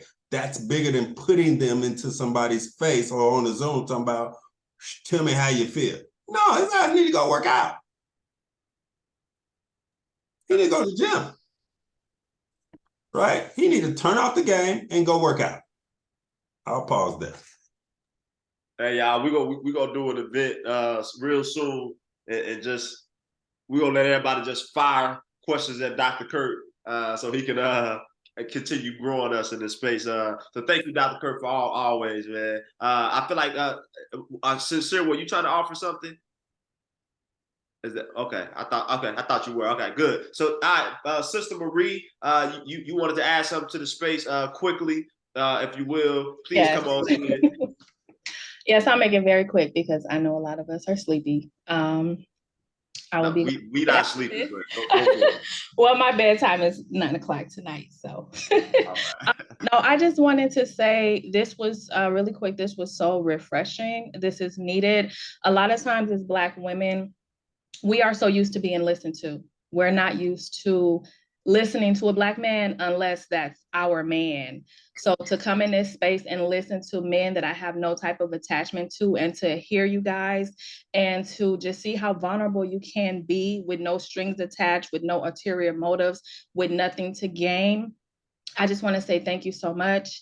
I have learned so much. I will do better. I will spread the word for the women around me to do better. And honestly, this is where it starts. I'm not a man. I don't know how you guys think. You guys don't know how women think. So to have these spaces where we can understand as Black men and Black women, although we are different, we are still on the same team. This was so beautiful. Thank you so much. That's all I got. Hey, thank you so much, Marie. And Marie, she is also a fellow mental health first aider. So thank you for being a part of the solution, sis. All right, so we're gonna close out with our panelists in the space, and then I'll close out and say goodbye to you all. And thank you all who've been here the entire time. Panelists, if you will, quickly tell people how they can stay connected with you. I know a lot of us already posted it in the chat, but if you will, just quickly tell people how they can connect with you. All right, guys, I guess I'll kick this thing off. Connect with me at Sinsear, that's IG and Facebook. I also put a text option in there for you. But I live in the holistic space. And one of the things that made us great was the fact that we civilized the world as whole people. All right, what that means is that the spirit, the mind, and the body aligns to create a positive reality. So I live in that space, and everything that you do will depend on those three elements that help you create your reality. All right, so peace and love. I only wish you greatness because that's exactly what you are. Thank you, brother. Let's go to Sister Camilla. Go for it. Hi, everyone. Again, I thank you for allowing me to be in this space to navigate this conversation amongst our amazing Black kings. You can find me at on Instagram at BMMHC1, and that's www.bmmhc, Black Men's Mental Health Conference, and then at Camillia, CAMILLIA _Millie, MILLY. Again, I put my information inside of the chat as well. And our next conference is going to be in Houston, Texas. So if you can, please join us. Absolutely, absolutely. All right, Brother DeWese. Hey, everybody. You can reach me at several places. 1-800-988-2969.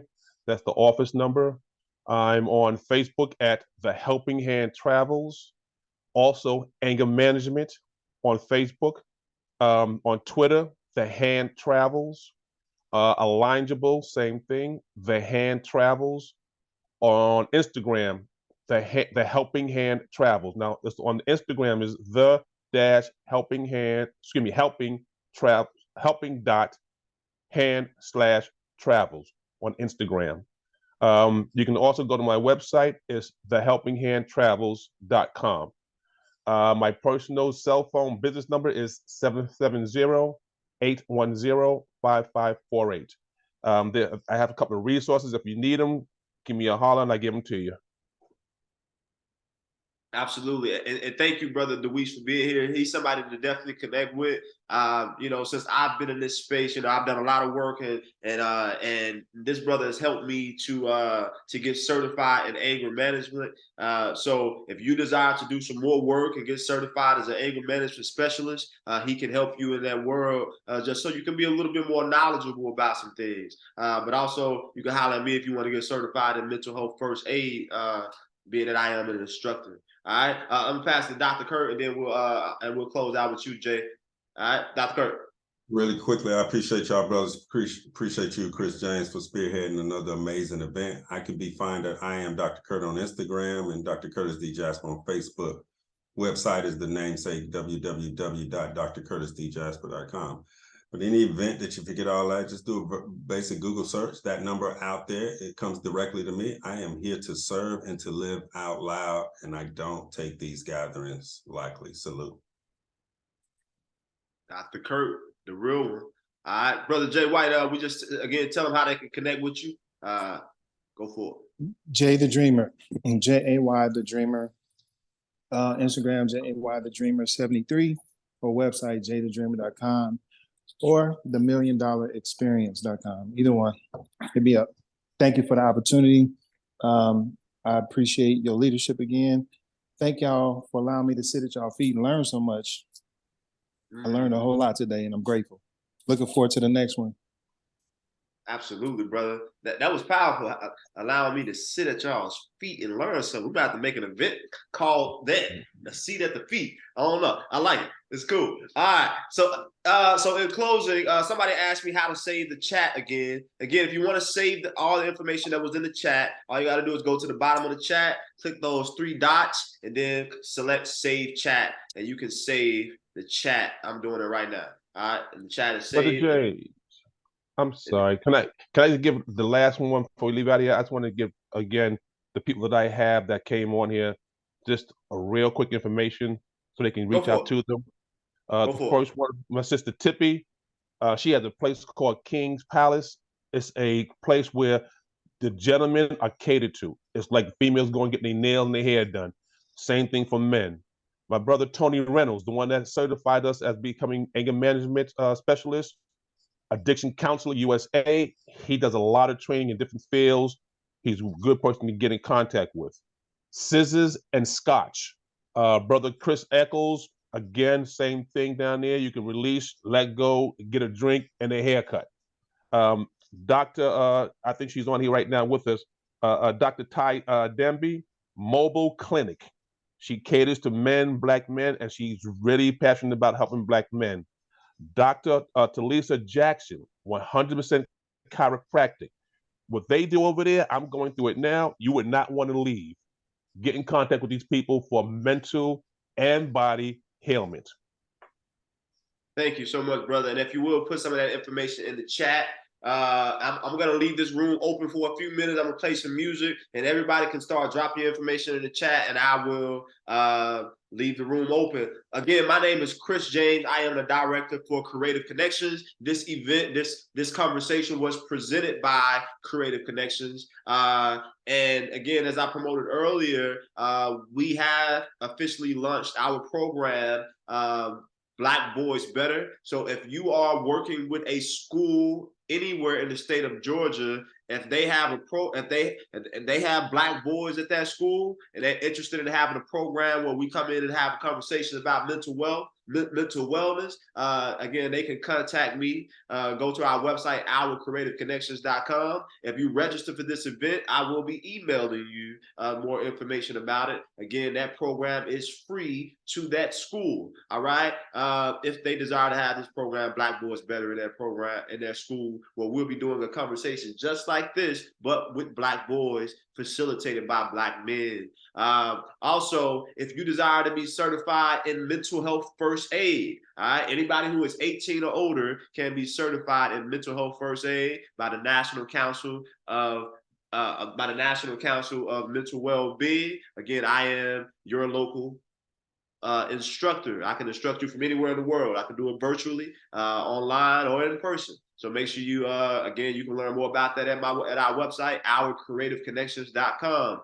We just dropped in the chat the article released today by the Atlanta Voice about our program, Black Boys Better. So again, this conversation was presented by Creative Connections. And then lastly, I'll say this. If you are not a member of the Atlanta Black Chambers yet, I would encourage you to join. I am also a part of the Health and Wellness Committee with the Atlanta Black Chambers, and we are looking for more people in the health and wellness space to join the Atlanta Black Chamber so you can be a part of the Health and Wellness Committee along with me, because we're going to be doing a lot of amazing events here in the Atlanta area, and we would love for you to get involved and to bring your ideas and all that good stuff. So we're closing this thing out. Again, I'm about to play some music. I'm stopping the recording now. You guys have been amazing.